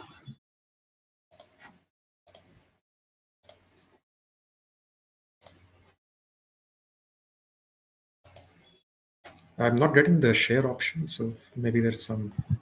Sir, it might be in the lower bottom beside the video and mic option. Can you see Doesn't that? allow the share button is grayed out. So maybe. It's not available for you, sir. Yeah, it's grayed out. So just a second, I'll just check. Sir, your video. So have you shared the presentation with the team so we can share on your behalf if that's okay with you, sir? Now it's enabled. Oh, okay. Okay. Are you able to see my screen? Yeah. Yes, sir. Yes, sir. Okay. Okay. Yeah. So welcome to this session. And yeah, I mean, technology and technology glitches are part of life in this new era. So we'll have to just be with that. So today's topic that I would touch upon is the workforce of the future, especially in the supply chain context. So I've attended many sessions. I'm sure you have attended a lot of these conferences and events. And when you are asked to kind of give a vision of the future in supply chain, most of the times it's focused around technology, which is right. I mean, technology has been and will continue to be the driver when it comes to the transformation that we are seeing in supply chain. Some visionaries would also talk about data, that how data has become important and where is it taking us, how it has changed over the years. And data is the new oil and all kinds of catchphrases that you would hear. But very few, I would say, discussions are actually focused around the workforce. And I'm very happy that Tattv’, as part of this conference, is focusing on this topic, on the workforce of the future. Right? I mean, we all know, or we have heard, we have views on where technology, data, all that will go. But as aspirants who are looking to start off a career in this space, or as professionals in the supply chain space, we need to also look at where do we as individuals, as people stand, right? I mean, it's not just, okay, what the business and what does the technology do, but what happens to us as the workforce, right? So I'll try to bring some of the insights from my experience and where I see things are going. And I like to keep things a little simple and without a lot of jargon and something that is relatable. So hopefully this gives some insights, and we'll have some time for Q&A. So the first question that we need to ask ourselves is, what is your skill? What does, like, if you have to say, what is it that you bring to the table, to the business, to the organization? And let's say software development as an example. Yeah, most of us, or most of the participants I've talked to, I mean, would answer that, okay, I know these languages. I know C++, I know React, Angular, Hadoop, Java. But is that really your skill? Yeah, I mean, this is, in my view, it's a technology that you know. It's not really the exact skill that you're bringing in. If you really abstract it out, what is the skill that is here? What is the inherent thing that we are talking about? The one important aspect is that, am I able to understand a business need, a process that needs to be optimized, or a problem that needs to be solved? Am I able to convert that requirement into a computational problem? Right? So that is one level of a skill. And then converting the computational problem into a software program is where, okay, yes, you need to know the languages, the programming languages, the syntax and all of that, and really optimize the code part of it. That is another level of skill set, right? So we as individuals, if you are in this domain, say when it comes to software development, you need to really understand, so do you possess both the skills? Do you possess the second one? Do you possess the first one? What is really your strength? Right? And why that is important is technologies would come and go. Right? Today, it is Angular, React. 10 years back, it was Java. Prior to that, it was C++. 5 years later, there could be another technology. So what will really be relevant? Right? If I have to see over the next 10 years, 20 years, which skill would survive the test of time? Right? And that is what we as individuals need to start looking into, that what really is my skill set? Right? What is it that am I making myself relevant over a 10, 20 year kind of a horizon? Or is my skill going to expire within the next 3, 4 years? Right? So which skill would you focus on? Right? That's the question you would have to ask yourself. But now in this, okay, it may be very obvious. You may say, yes, I want to focus on the first skill because that would survive the change in technologies, right? I want to make sure that I'm able to understand what the business needs and convert that into a computational design or problem design, solution design. Would that be relevant? I mean, is that also going to continue to be relevant? Right? That's the other piece that we need to ask. Yes, maybe it can survive for 10 years, 15 years, but will that go even beyond that? So for example, let's see, take another example, right? I mean, like the grammar that we learn. We've spent a lot of time in our school learning English grammar, what preposition should be used, where, which verb, adverb combinations, all that. And one may say that, yes, that is a very important skill that is required. But today what has happened, you have apps which can actually read through your text and recommend or come back with suggestion on how to improve the grammar in that itself. Right? Maybe we spent a lot of time designing a software algorithm. I was working on a project where I wanted to look at, say, a sound wave, something that I'm speaking or a chant or a song, identify the frequencies in that and find the maximum frequency, and the one which has the max occurrence in that. 5 years, 10 years back, what I would have had to design a program, I would have to know about Fourier transforms and identifying max values out of an array and all that. With Python libraries, my code actually was only 4 lines. Right? Most of the program that I actually ended up writing was how to read the file and write the output. The actual algorithm was already designed and packaged in libraries by people all around the world. I had to just find the right library and put it in there. Right? So now even designing the algorithm, is that even relevant today? Right? Or can I just go pick up libraries out there? Right? Similarly, there are experts who know how to build dashboards and say, okay, I'm able to identify where is the issue if I have, say, 100,000 records of data.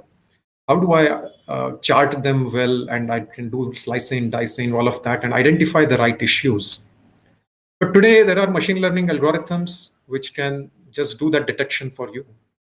Right? So it's not just the technology. Even if you start looking at the abstract skills of design or of building, say, exceptions, exception dashboards, or any of these are also getting outdated at a very rapid pace. Right? Does that mean that I don't need to learn software design, or I don't need to learn grammar, for example? No, that is essential. I need to know the concepts. But we being in the field of, say, education, SIOM being one of the premier institutes, and also all the leaders from different businesses who have joined in, we being mentors and kind of guiding the new generation workforce coming in, it is essential that we recognize this fact that maybe when I was doing my engineering, yes, there were certain things which were very essential, and that is all the whole job was all about. But today, that is not enough. That is already commoditized. That's already packaged by somebody. I need to now build on top of that. Right? So the curriculum itself needs to evolve in terms of what are we teaching, how are we mentoring the workforce. Right? At the same time, I still need to know what's a good software design practice. I need to know how can I use machine learning to, say, identify exceptions. Like I need to know grammar. Right? So if you're looking at supply chain as a career, I mean, that's the focus of the discussion, right? I mean, if I'm saying this is the domain that we need to work in, I would say broadly there are 3 types of communities within supply chain, right? One is the user community, right? The people who would actually use the software or use the new innovation or the technology that's out there. Then there are the technology and software providers is the second community, where you're building technology, you are building software, analytics platforms, packages which can be used. And there is the third one, which is I would say like consultants or implementers, and people who don't really build the technology but who implement, or people who consult, who provide their domain expertise and perspectives on how to shape a supply chain transformation. So just what is common among all of these is whether I'm a user or a tech provider or a consultant or an implementer, I need to understand what's happening in supply chain. Where is the technology evolution going? And how does it impact the skills that are relevant, that will be required, not just today, but 10 years, 20 years down the line, right? Or at least 5 years down the line, I mean, to start with. So let's look at how the evolution has happened. Right? The supply chain basic concepts, I would say, are not that new. They have been around for multiple decades, right from, I would say, 1980s when MRP and MRP2, all of those started becoming very prominent. And as you can notice that as the the planning aspects evolved over the decades, the technology focus that was also driving some of these changes or enabling these changes also kept moving. Right? In 90s, it was all about merging material planning and distribution planning and saying this is what the integrated supply plan would be. Right? And then as we moved into the 2000, the first decade, we were able to bring the sales planning or the demand side into supply. So it was demand and supply planning. 2010, we saw SNOP, IBP started becoming very important, where finance also got involved in the supply chain planning activities, right? Planning and execution. And so was the change that was happening on the technology. We moved from mainframes to client server, web-based, and now the whole SaaS-based, the SaaS platforms for enterprise software. And operations research has been very, very pivotal, very central to driving all these changes. But what's happening now? We are now in 2020, this decade, right? 21. Machine learning, AI, data science, all of this has taken the primary, the front seat, right? I would say we are now looking to say, this is all fine, all the optimization is okay. Can I actually replace human intelligence? Right? Because the core part is already done. Now, what else? What more can be done here? So the question now people are asking is machine learning a solution to everything that I see in supply chain? Can it replace everything that I have done in the past? Or will it exist? Will it coexist with war, especially when it comes to supply chain? So as I would say, as the workforce in supply chain, we are now we now have to develop that breadth, right, where I'm able to now connect technology. I'm able to connect algorithms like machine learning, artificial intelligence. I'm able to connect concepts like optimization, and then there are business requirements. In each of the areas, the depth is now already there. Technology has been able to provide all the depth that is required. But am I able to now bring all of these concepts together? Can I bring all of these in one place and solve the situation that I have in my supply chain? Right? That is what, in my view, would start becoming very essential as we move towards data science and IoT, AR, and all of this starting to take front seat.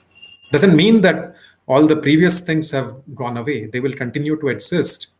Now, the question will be, how do I marry the two? How do I bring all of these things together in a given context? And why has this become important now? What has really changed? One main change that has happened is a preference that now businesses are giving to agility over efficiency. And all of us, most of us are coming from the supply chain and supply chain background. So you'll be able to understand that the earlier focus was on efficiency and optimization. So I was able to come up with models to say, this is what I can predict. I'm going to optimize the amount of inventory, optimize the amount of capacity to be planned for, and optimize everything in the supply chain. But with increasing competition and the expectations of consumers that have now changed.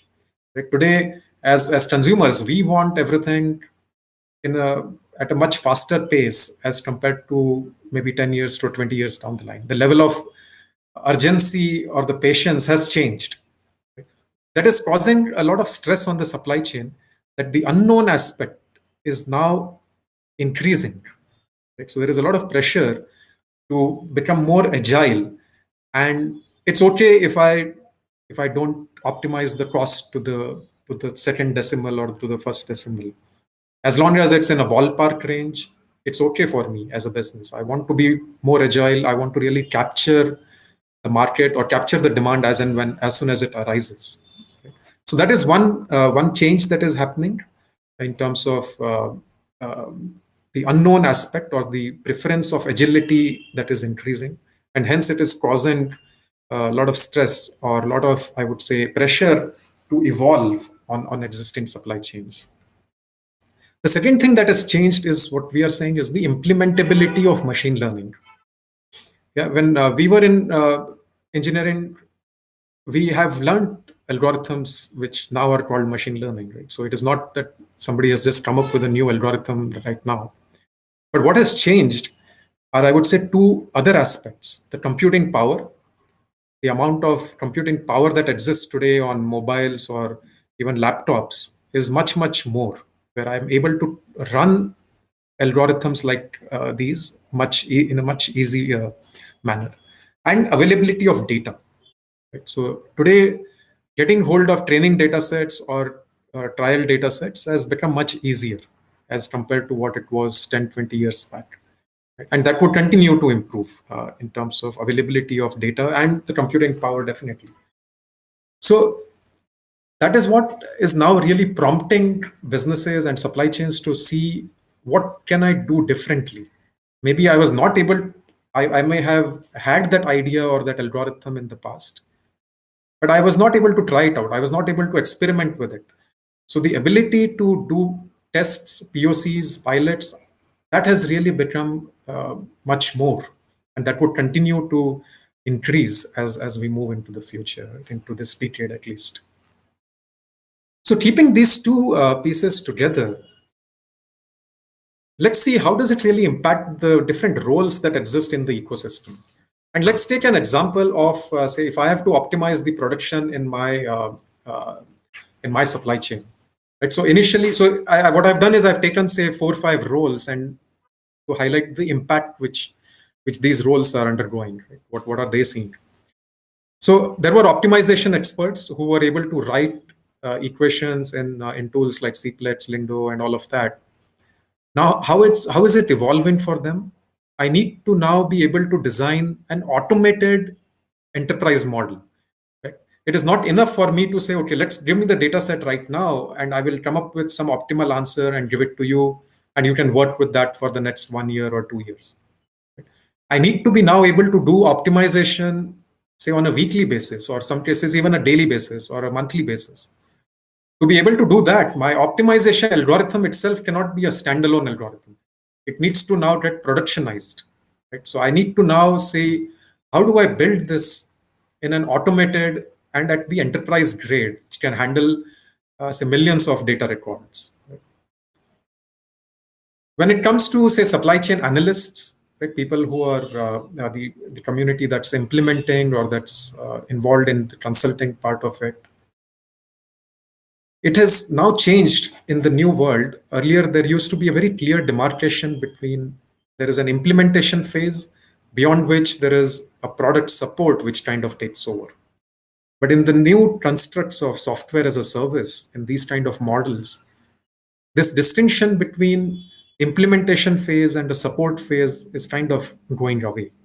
Right? So as a tech, if you're in the technology domain, you have to now start looking at a deploy and operate to be done by the same team, right? Because it's software as a service. So there is any day the business or the client can actually pull the plug off and say, okay, I don't think I'm getting value out of this package. And it's a subscription. So there is really only operating cost. So I can always say, let's shut it down. I don't want to pay next year's subscription. So I have to now continuously demonstrate what is the value that is being added, and not just say, okay, I've finished my implementation and that's it, my job is done. Right? So the analysts are now evolving to say, how do I now track business value on an ongoing basis on what is it that this is delivering? Right? Data scientists, the fairly recent, I would say, role that is kind of emerging and maturing. But it started off with very deep expertise on machine learning and mathematical models. But there is now pressure on them to be able to appreciate what does it really mean for the business. Right? So it's not just enough for me to run the algorithm and say, this is it. Somebody else has to interpret. Right? So if I'm doing, say, unsupervised machine learning, I'm doing some clusters, creating some clusters. So it's not just enough for me as a data scientist to say, these are the clusters. What do they mean? I don't know. You go interpret that, and what is the business use of that is left to somebody else. The expectation from the data scientist now is to also be able to connect and say, this is what it really means for you as a business. Right? So as you see, each of these roles are evolving. Now, when it comes to, say, a product development or as a technology provider, as I was explaining earlier, that there are so many open source libraries that exist. So what is the value as a product developer that I'm bringing in? Is it just pulling those libraries together and making a wrapper around it? It has to be something more, right? What is my IP in this whole process? So that is what the product development organizations are now facing. And with the whole SaaS architecture, the CI/CD way of doing things, or the DevOps, cloud computing, there are so many newer things which are now starting to become relevant.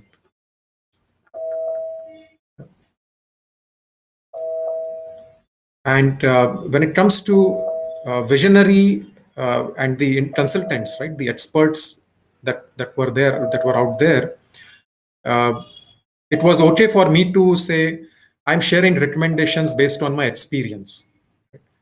But businesses are not buying that anymore. If I'm giving a recommendation, it needs to connect technology, it needs to connect a vision, it needs to have backing through some data analysis. And I need to be able to translate all of this into a roadmap and saying, these are steps 1, 2, 3, 4, 5 that you need to do for your transformation. Right? And I also need to be able to check whether there are processes which will continue to sustain these benefits, right? Or does the process itself need to change, right? So there are each of these roles. So this was just to give you a glimpse that it's not just enough for me to say I want to be a supply chain analyst or a product development or a visionary or an optimization expert or a data scientist. I need to understand how this role itself is evolving, right? It's not the same as it was 2 years, 5 years back, but there is enough pressure for each of these roles to evolve and move to the next level. And maybe I'll just skip through this one. This was also the whole 2020 impact. I've shared something on LinkedIn on this one. Maybe we'll take it up in some other conversation. But there is pressure now to also relook at, should I outsource the tasks which I have, or should I hire full time? Right? And there is a matrix which I thought might be of interest, but in the interest of time right now, maybe we'll go through the next one. I would like to just end with, as long as you are able to keep the focus on value in your skill set, right? Like as a company, we very proudly say that our vision or our goal is to help our customers realize value, right? So as long as we understand what is it that we are bringing in, and what is it that my end users or my customers are going to get out of the work which I'm doing, I'm sure your skill set will always continue to be valued. Right? The moment there is a question in your mind or in the user of your skill in their mind, that's when there is going to be a challenge. So keep the focus on the value that you are providing, what you are bringing to the table, and that, I think, would keep you engaged in this whole ecosystem, and people will continue looking for engaging with you and either hiring you or taking your advice or consulting support. Right? So I'll stop here, and hopefully we have some time for Q&A. We'll probably go to that.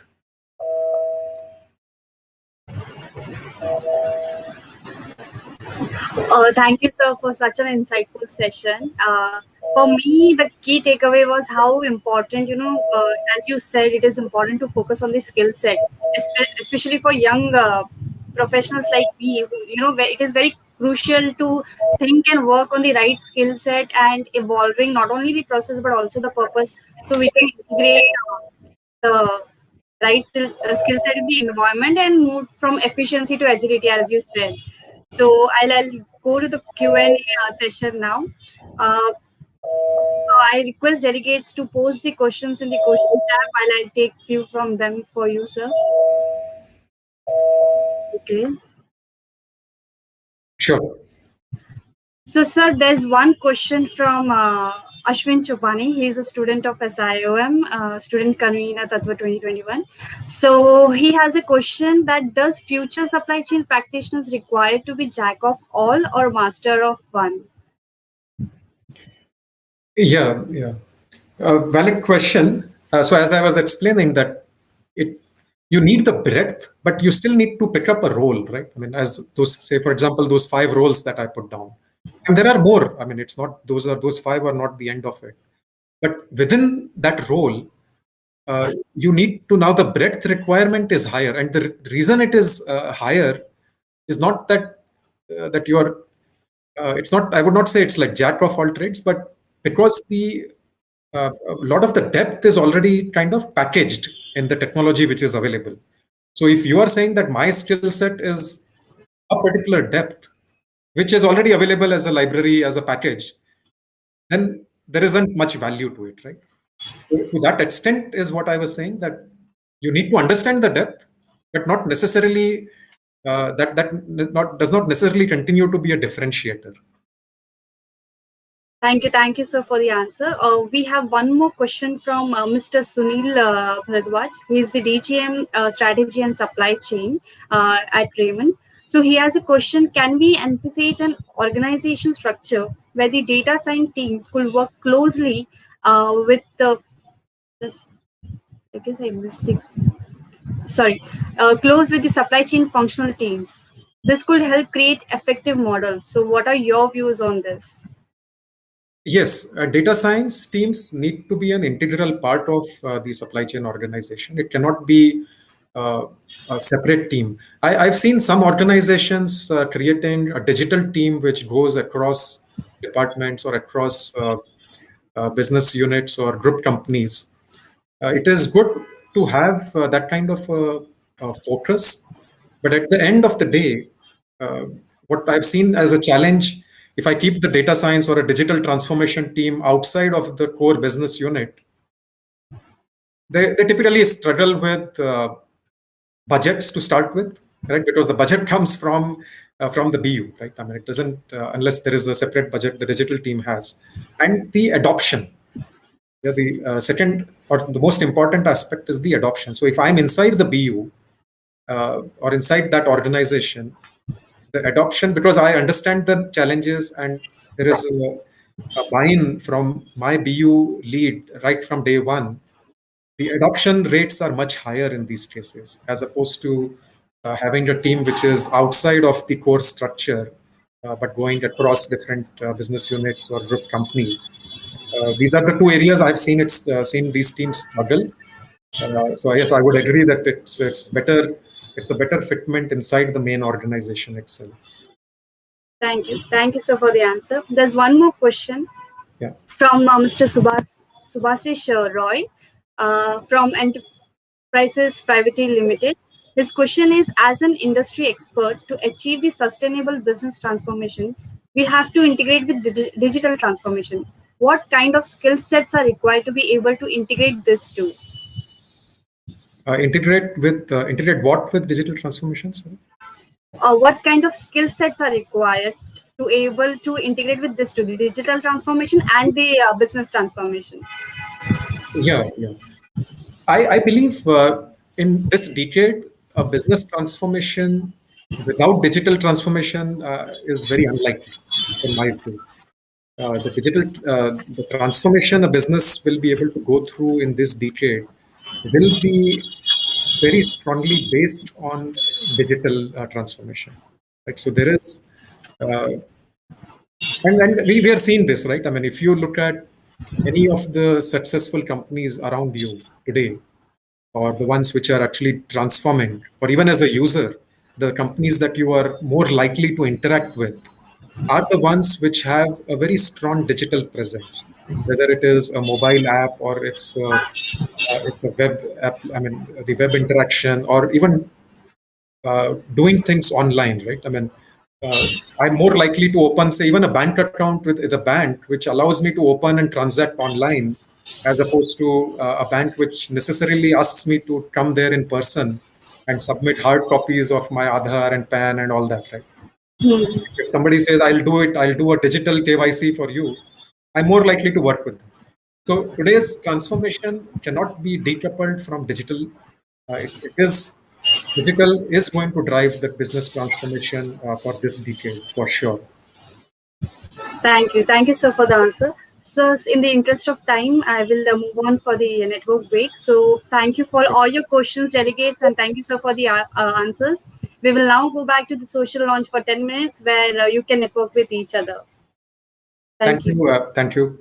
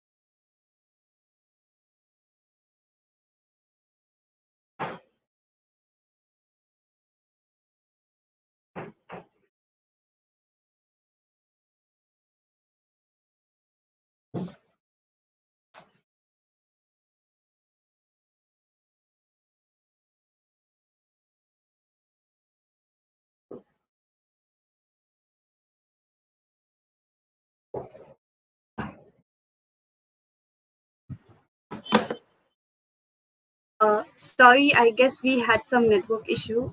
Sorry for the interruption. So I'll continue the introduction of the other panel members. Second panel member is Mr. Amol Nagar. Mr. Nagar is a manufacturing operations and supply chain professional with over 2 decades of experience across automotive, engineering, and aviation industries. He has been associated with GE company for the past 15 years and is currently the Director Manufacturing Operations, Global Sourcing and Supply Chain at GE Aviation. He focuses on managing exponential business growth across diversified products and plans to collaborate and drive cultural change, which has helped his organization to deliver customer delight. A third panel speaker is Mr. Tarunesh Mathur. Mr. Mathur, with over 11 years of experience in the operations and sales and marketing domain, is currently the Vice President of the Schindler Group, where he heads the field operations. Formerly, he was associated with Tata Motor for over 4 years. He is an experienced professional profound in business strategy development, operations and sales management, and profit and loss management. We had fourth panel member Ajit Nair, but unfortunately, due to some network issue, I guess he won't be able to join the session. We should now start with the panel discussion. Dr. Bose will be the moderator for our last panel discussion. So over to you, sir. Thank you, Sanchi, and a very good afternoon to all.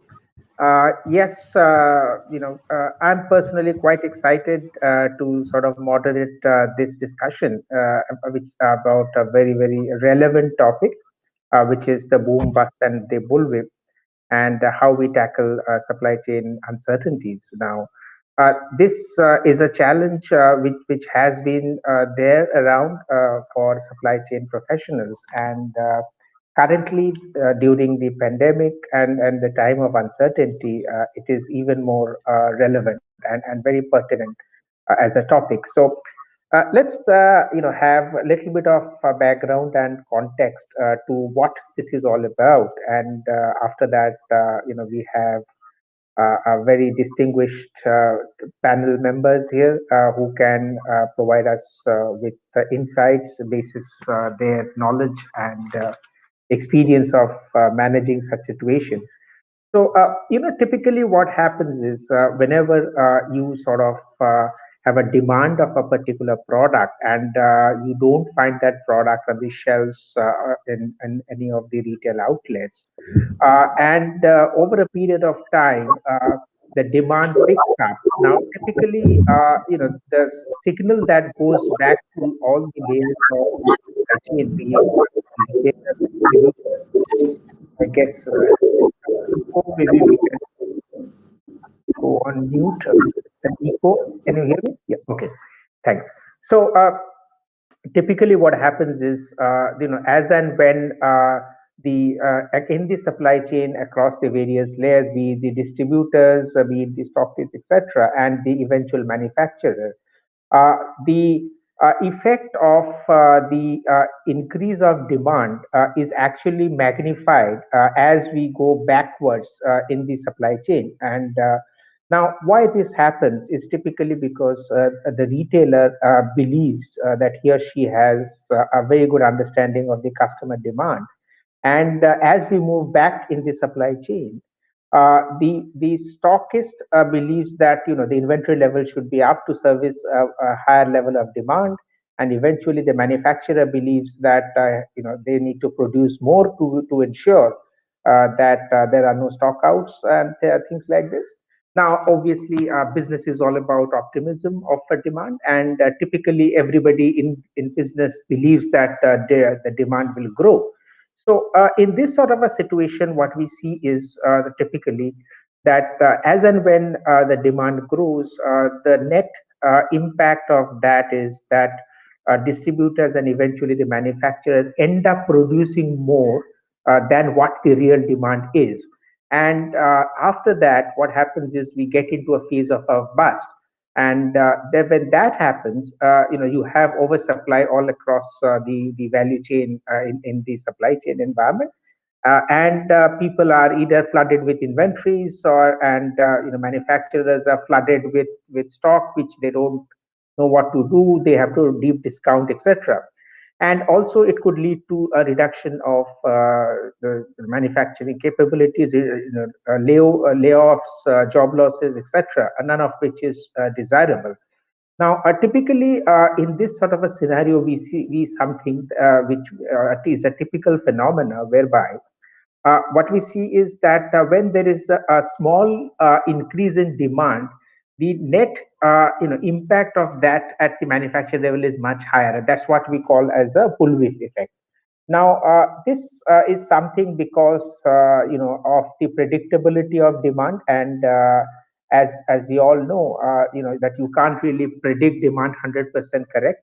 So naturally, there will be a situation where either you over predict or under predict, and in this sort of a scenario, why does this happen? Now, if you really sort of go back and analyze the macroeconomic environment, what you would see is that business cycle, which is typically a cycle of highs and lows, would happen across half a decade. So historically, if you trace back the last 50, 60 years, 100 years, you would see that we would always have a 5 year of growth phase, and then a dull phase of another 5 years, and again a growth phase of 5 years, etc.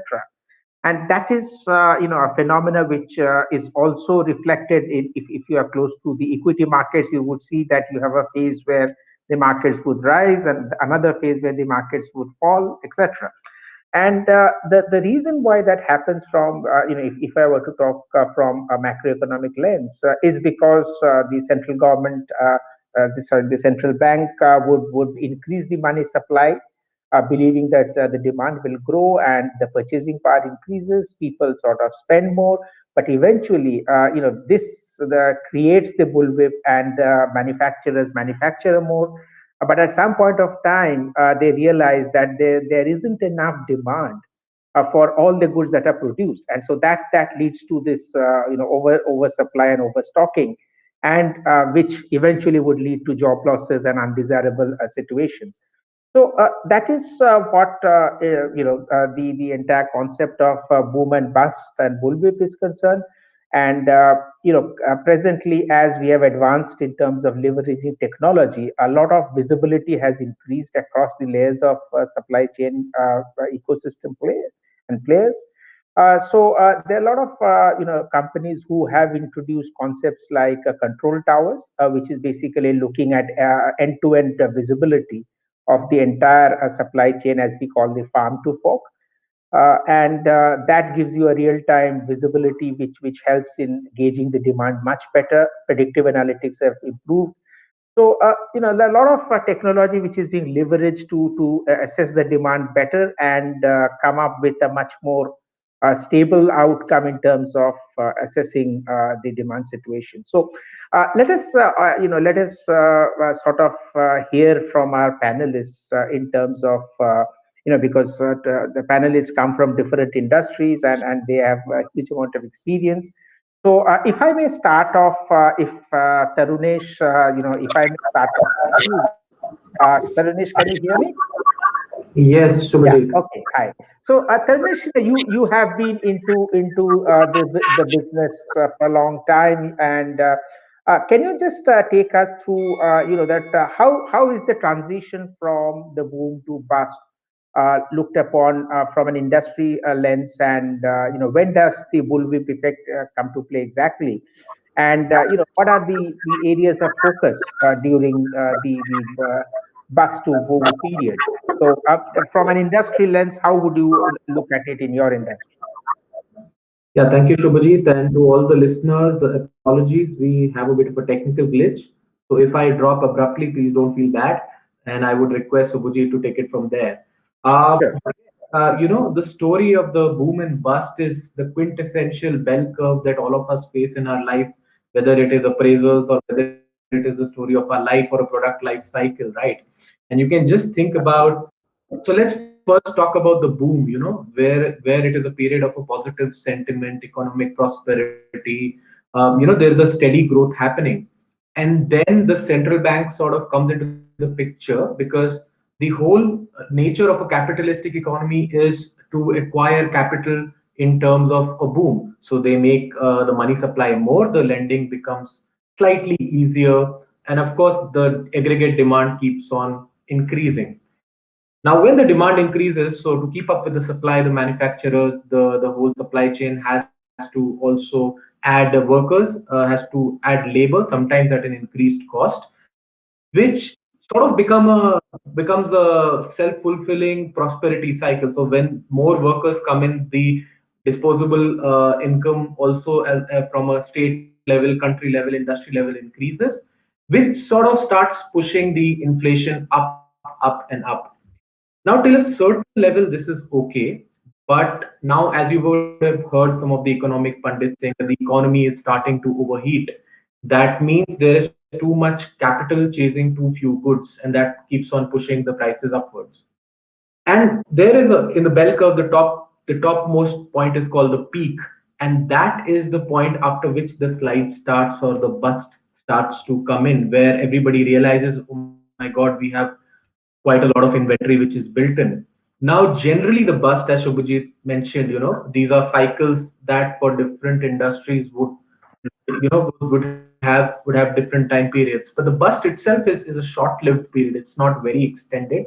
It can be anywhere between 10 weeks to a year, depending on how it is panning out. And it is very, very often, along with the bust, you would see stock market corrections. You would see sudden reactions across the globe, or in a particular industry where you are, and these are short-lived.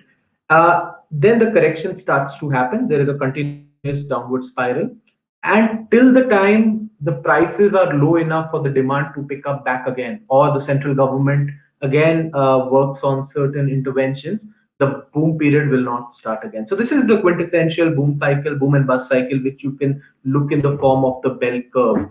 Now, next question of the bullwhip effect, I will use a small example over here for the people to understand. Now, imagine you are an ice cream chain, right? There is a retailer, there's a wholesaler, and there's a manufacturer of sugar, ice cream, and all these things.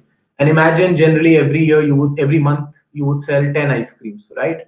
So your wholesaler places an order for 15, and your manufacturer has a capacity of 30. Now, due to certain media reports, there is in your town maybe going to be a heat wave, or maybe the summers are going to be really rough, and you foresee that from 10 I'm going to go to 20. Now, what happens? Everybody panics and starts to overorder. Now, your wholesaler is planning for, instead of 30, and your manufacturer is planning for 80. So suddenly, and of course, there is a lead time between which the manufacturer can supply to the wholesaler and the wholesaler can supply to the retailer. And by the time the retailer gets the supply, his stocks are over. He needs to fulfill the demand of his customer, so he goes to something else. Maybe from ice creams, he goes to soft drinks or some other complementary product. And then what happens is, after some point of time, the whole supply chain has found out that, oh my God, now I have a lot of ice creams that I have to sell out, which is exactly what Shubhajit was saying. So suddenly, I think the people have to then get those ice creams out in the market because they are a perishable product, or in any commodity in that case. And this is what the bullwhip effect is, that for a small change in demand, customer demand, there is a big impact as we go upstream. So the wholesaler has a bigger impact, the manufacturer has an even bigger impact of the bullwhip. And from a supply chain point of view, right, errors to the order batching size and certain flash sales or discounts. These are the common things that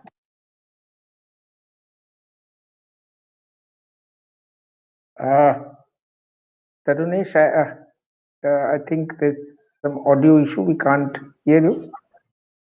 Okay, so by the time we come back to Tarunesh, maybe I will move on to Amol. Now, Amol, you are an experienced person and a professional in this space. Can you just tell us that how important is business partner selection or supply chain partner selection to avoid turbulence to the minimum? And also, can you give us an indication, because this is a question which we all discuss of late. That is centralization of production systems better, or is decentralization which works better? Now, of course, given the fact that both has its merits and demerits, how do you look at it from an overall efficiency standpoint? Sure. Thanks, Dr. Shubhajit. And first of all, thanks to Symbiosis team for having us on board today to share our thoughts. And again, it is a pleasure.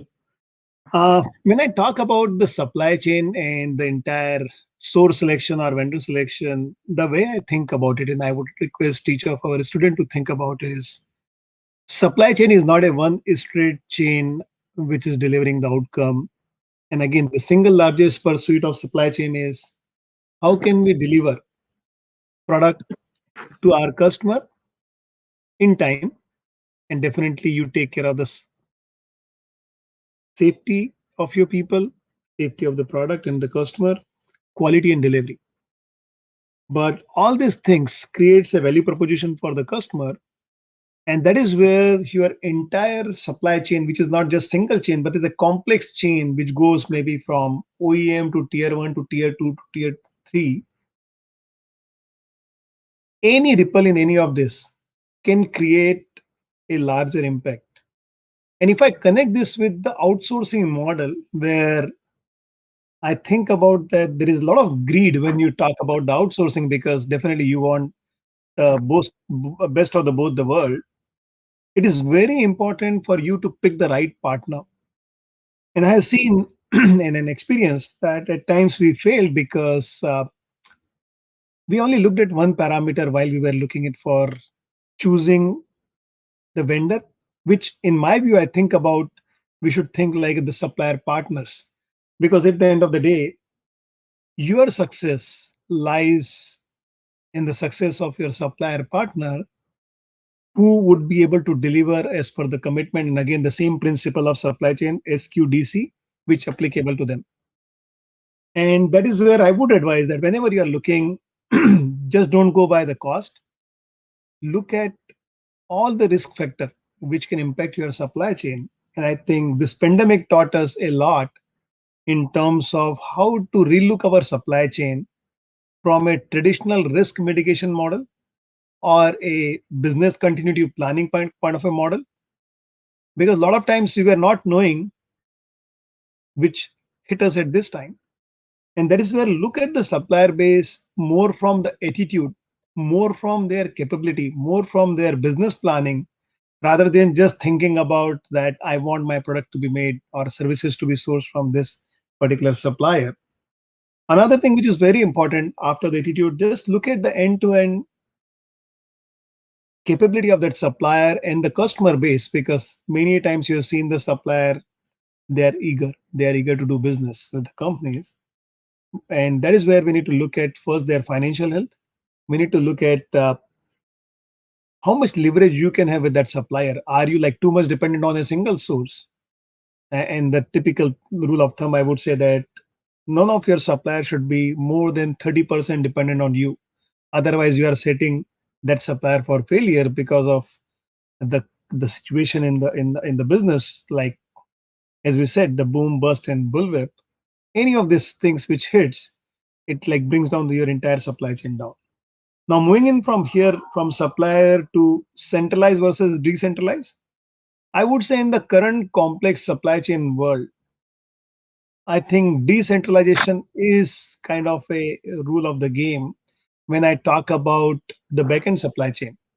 And also, if I look at the front end, the different companies are thinking a different way that how to mitigate the risk, maybe geographically, regionally, or where what is available and what it makes sense in terms of your customer base. So most of the time, I would say currently what we are seeing is like supply chains are getting decentralized. You do not have really a mega plant, but you have multiple plants which are having the significant volume and is still driving the economy of the scale. So I hope Dr. Bose, did I answer or any further leading Yeah. question with this? No, thank you, Amal. I think you really gave us a lot of valuable insights, and so did Tarunesh. I think so. If I've understood both of you correctly, so I think what we I mean, what you guys are saying is that assessing the capability of the partner is critical in this case. And also sort of decides on the success long term specifically. So I think couple of things, I mean, just to sum up the discussion. So Tarunesh and Amol. So what from the key takeaways from the discussion that we have is that it's not just about choosing a low cost supplier, but it's all about assessing the capability, the ability of the supplier to sort of sustain over a crisis period. And as you rightly said, that I mean, any sort of disruption with any of the supplier can jeopardize or impact your entire supply chain. So I think, especially given the fact of this forum, where we have very bright young minds as well, from Symbiosis. And the other area which also becomes very relevant is leveraging of technology. And I think both of you, Tarunesh and Amol, you also give sort of hinted on that. Which I just want to encourage the Symbiosis students to simply because they are young bright minds and they are native to a lot of technology. Is the fact that you really need to unleash the potential of technology. And by that, what I mean is, just to give you an example, I mean, look at 5G. Now, the impact of 5G, that it could significantly solve the problem of bullwhip. In the sense that the moment you have a lot of devices, the IoTs being embedded into the entire sort of layers of the supply chain, and you have real-time data flowing at high speeds through 5G. So this is one example where you could reduce the volatility which exists today. And Amol, I think the other piece which very interesting, which you spoke about, was regarding understanding beyond the normal P&L aspect of a supplier. And I think there are a lot of lessons to be learned from Japanese companies on this. And I've personally read a lot of case studies on that. How they sort of not backward integrate, but they have representation in the boards of the supplier. They make a lot of investments just to ensure that it's not just a supplier buyer relationship, but it's a relationship for the holistic delivery of a product. So I think maybe we could really look into a holistic approach as far as the all the layers or the components of the supply chain are concerned, leverage technology and improve visibility. across all layers. Now, visibility can improve obviously if you have a better technology, a better quality data flowing, you leverage analytics, etc. And that I think sort of will improve the situation that we are into. So that being said, I think in the interest of time, we can open up the floor for some questions, some quick Q and A's, and then we can wrap it up. Yeah. So Shanti, over to you. If you can please help us with the questions. Yeah. Yeah. Thank you very much. Sir. Thank you, sir. That was indeed an engaging session with quite a few significant takeaways. I thank all the panelists and the moderator, Dr. Subhajit Bose, for such a deep and informative discussion. Now we'll move to the Q&A session. I'll take a few questions for you all. So, sir, there's one question from Mr. Akhil Joshi, who is Operations Manager at Super Dairy. His question is, what strategies applied by aviation sector post-lockdown to back in business and win customer confidence? So is this for me or Amol? Me. I would say Dr. Bose for you, because this is like... Okay, I'll take it. Thanks. Yeah. I think one thing is for sure that the Indian aviation space is an area which we are very optimistic about.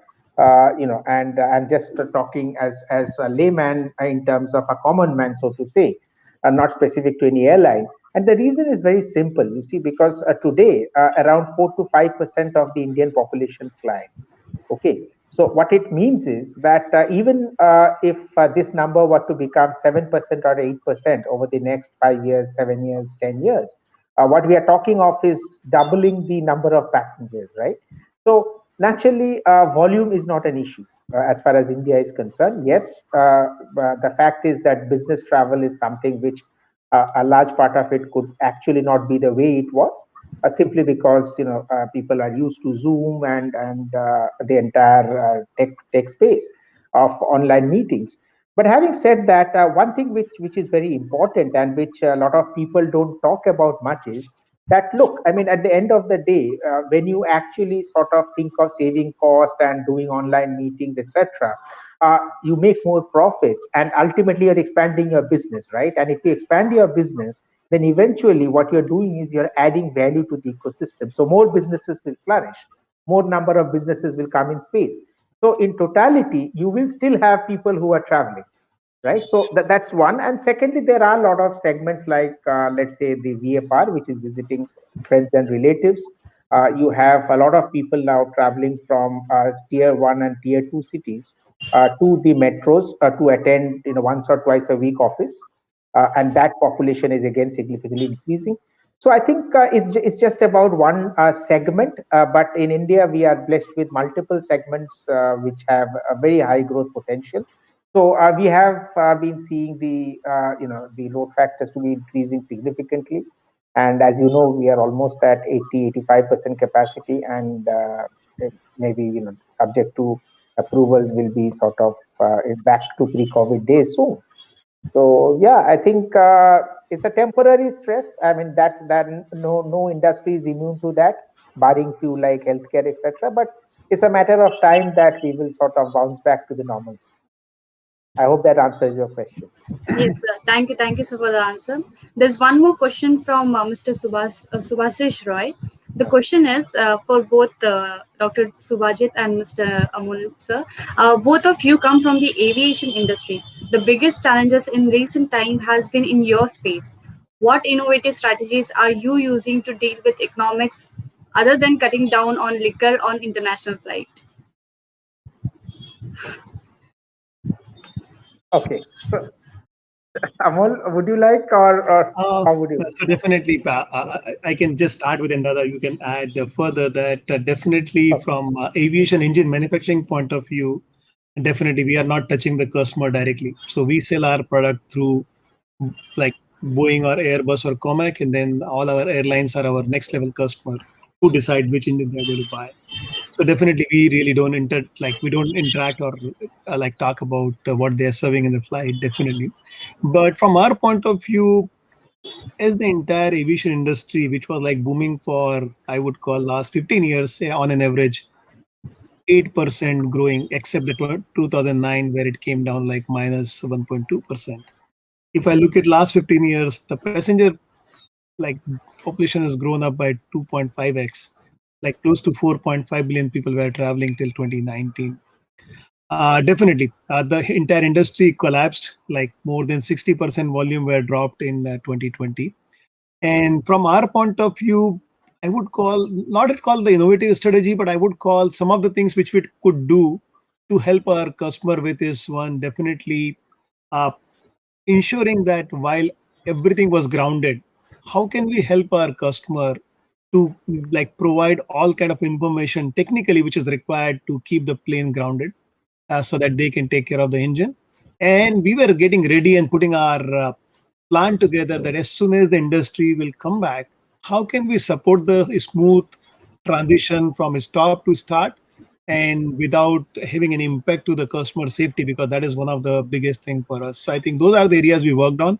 Another thing which we worked on, that we understand that when the planes are not flying or market is down, how can we help our customer with some of the things where they can also contain or reduce their cost, and ultimately can help the entire industry, because aviation industry is like down by $100 billion on an like in 2020. So we did, those are the kind of things where how can we help them with component what they need, how can we help them to service our aeroplane like their aircraft faster, and help them starting back to the cycle.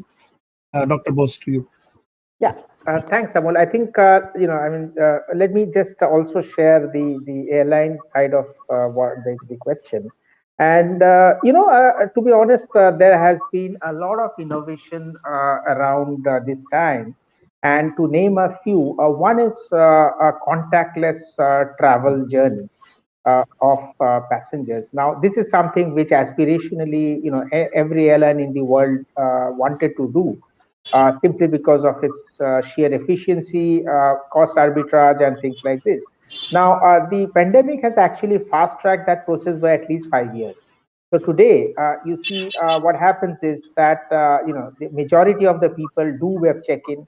And then they drop the bags at the airport counter. So the physical queues have reduced, and obviously, people are utilizing and more of technology. Similarly, you have a lot of let's say no physical boarding pass, things like this. So at the airport, I think a lot of technology innovations have taken place to make the travel contactless, and that itself has its own value, because you have a cost advantage, you have a better customer service, you have a better efficiency, and overall the other important aspect is a scalable model. So tomorrow when the demand comes back even more, you can quickly ramp it up, since it's tech based and not human driven. So that's there. And on the flight perspective, I think, again, the issue is that every airline was, of course, very, very conscious about the sanitation, etc.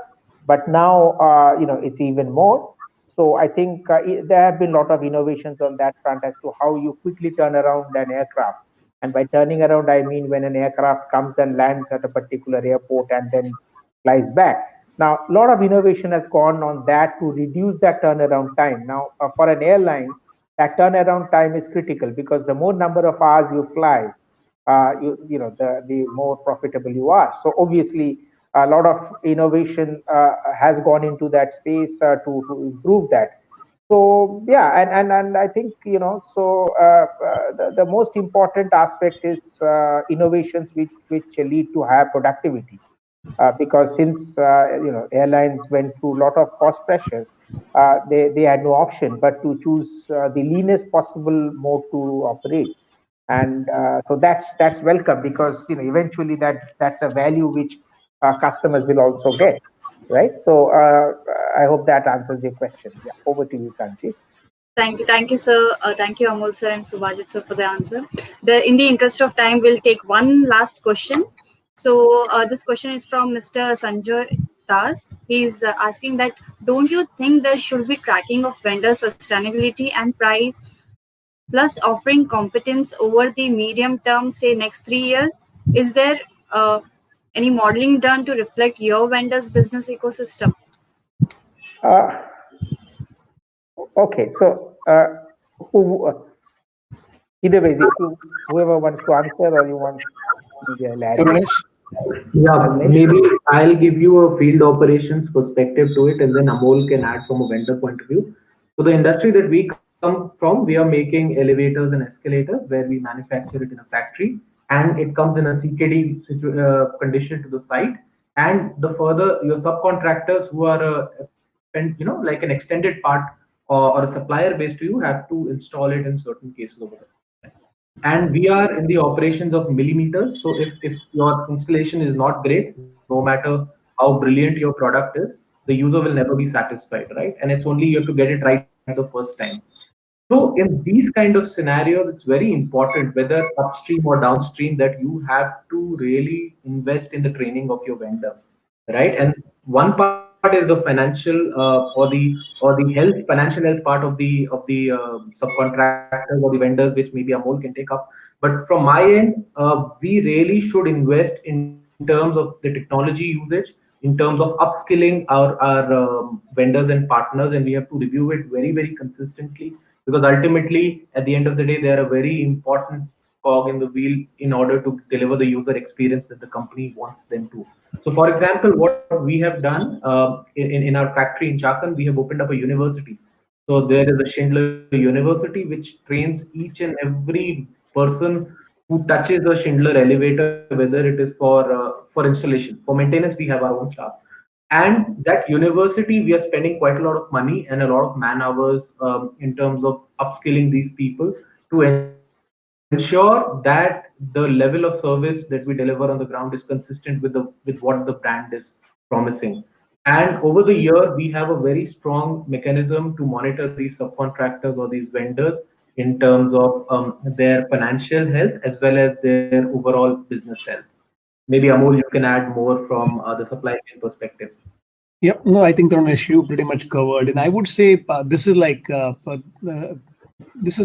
we do it on ongoing basis, wherein we keep looking at our suppliers' health through the tools like the financial health risk assessment (FHR) or DNB ratings. But over and above, this is like this time where we need to look at that what kind of support we can provide to our suppliers because of this unprecedented situation wherein we have seen that everybody on the individual basis we supported someone or other in the situation which was a challenging personally for the people, and same way we are looking at our supply chain and ensuring that our suppliers stay afloat, how we can help in this tough time where the entire industry is not doing good and inventory is being pushed out because of the demands have gone down. And in that scenario, how can we ensure that we are supporting the suppliers? So yes, definitely this we should keep doing it, and it is more important in current context because you need to think about not as a supplier, but you should think about as a supplier partner because they are a partner in your success. And like in sourcing world or supply chain world, always there are good days and the bad days, and you should think about that these are some of few of the bad days which will go by definitely once the demand is coming back, and that till the time we need to hold the hand and use a lot of different innovative ideas in the solution to stay afloat. Okay, so Amol, I mean, let me add an airline perspective to that as well. Then that gives Mr. Sanjay Das a wider view of the entire question. So, we yes, from our side we have something called as a value to business concept, wherein what we do is we assess the impact a supply or a supplier has on the overall business, on the revenue of the organization, and that includes things like the brand impact as well. So what it means is that even if the supplier is supplying a very small product, but that can lead to, or the non-availability of that product can lead to a high level of dissatisfaction among customers, which could eventually lead to a lower net promoter score or NPS.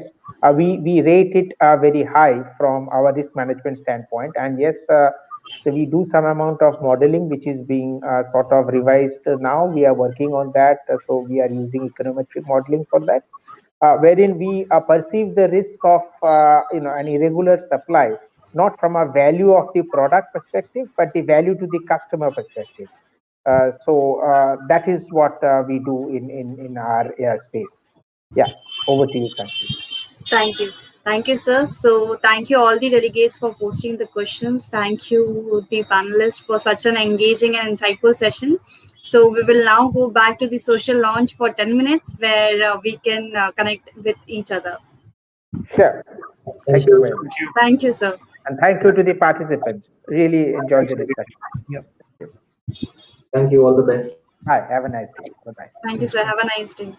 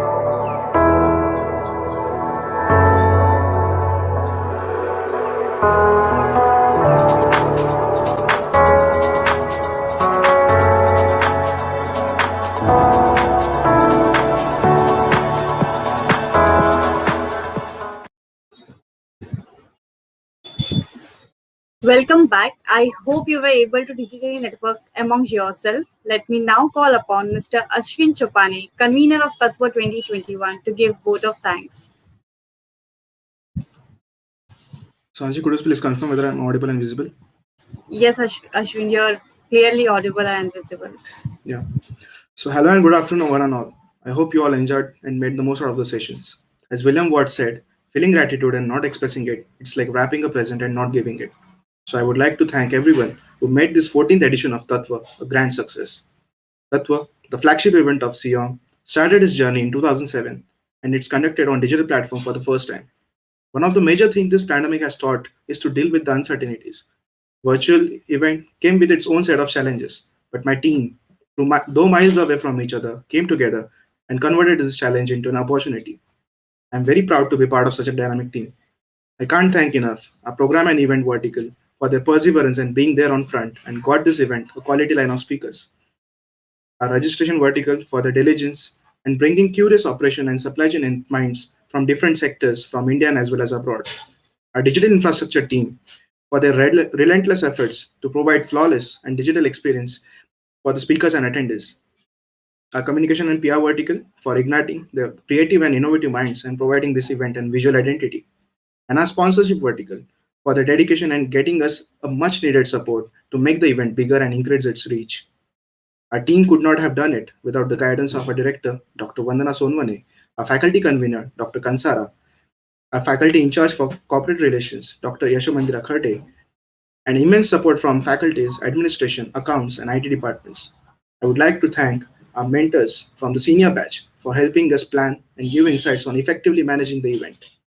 Now, I would like to express my sincere gratitude to our backbone of the event, the keynote and panel speakers, for their thought provoking sessions during these 2 days. I'd also like to thank our sponsors, our event partner Armstrong, our global knowledge partner ISCEA, our global training partner Novarex, our corporate gifting partner Enduring Solutions. We tried to give and rich, insightful engagement to operations and supply chain enthusiast audience, and the positive feedbacks and messages from delegates in batch are overwhelming. We hope to see you all at the Tattva next year. Till then, I Ashwin, student convener for Tattva 21, is signing off. Take care.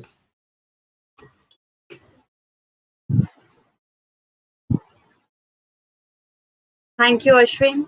Thank you all for joining us for the 14th edition of Tattva 2021. The whole family of SIOM would like to thank all the delegates for being diligent and such a wonderful audience for the entire event. We hope to meet and interact with all the delegates in person at next year Tattva. Till then, I, Sanchi Bhatia, is signing off. This session will end here now, but the social launch feature will be available for the next 10 minutes. Thank you and take care.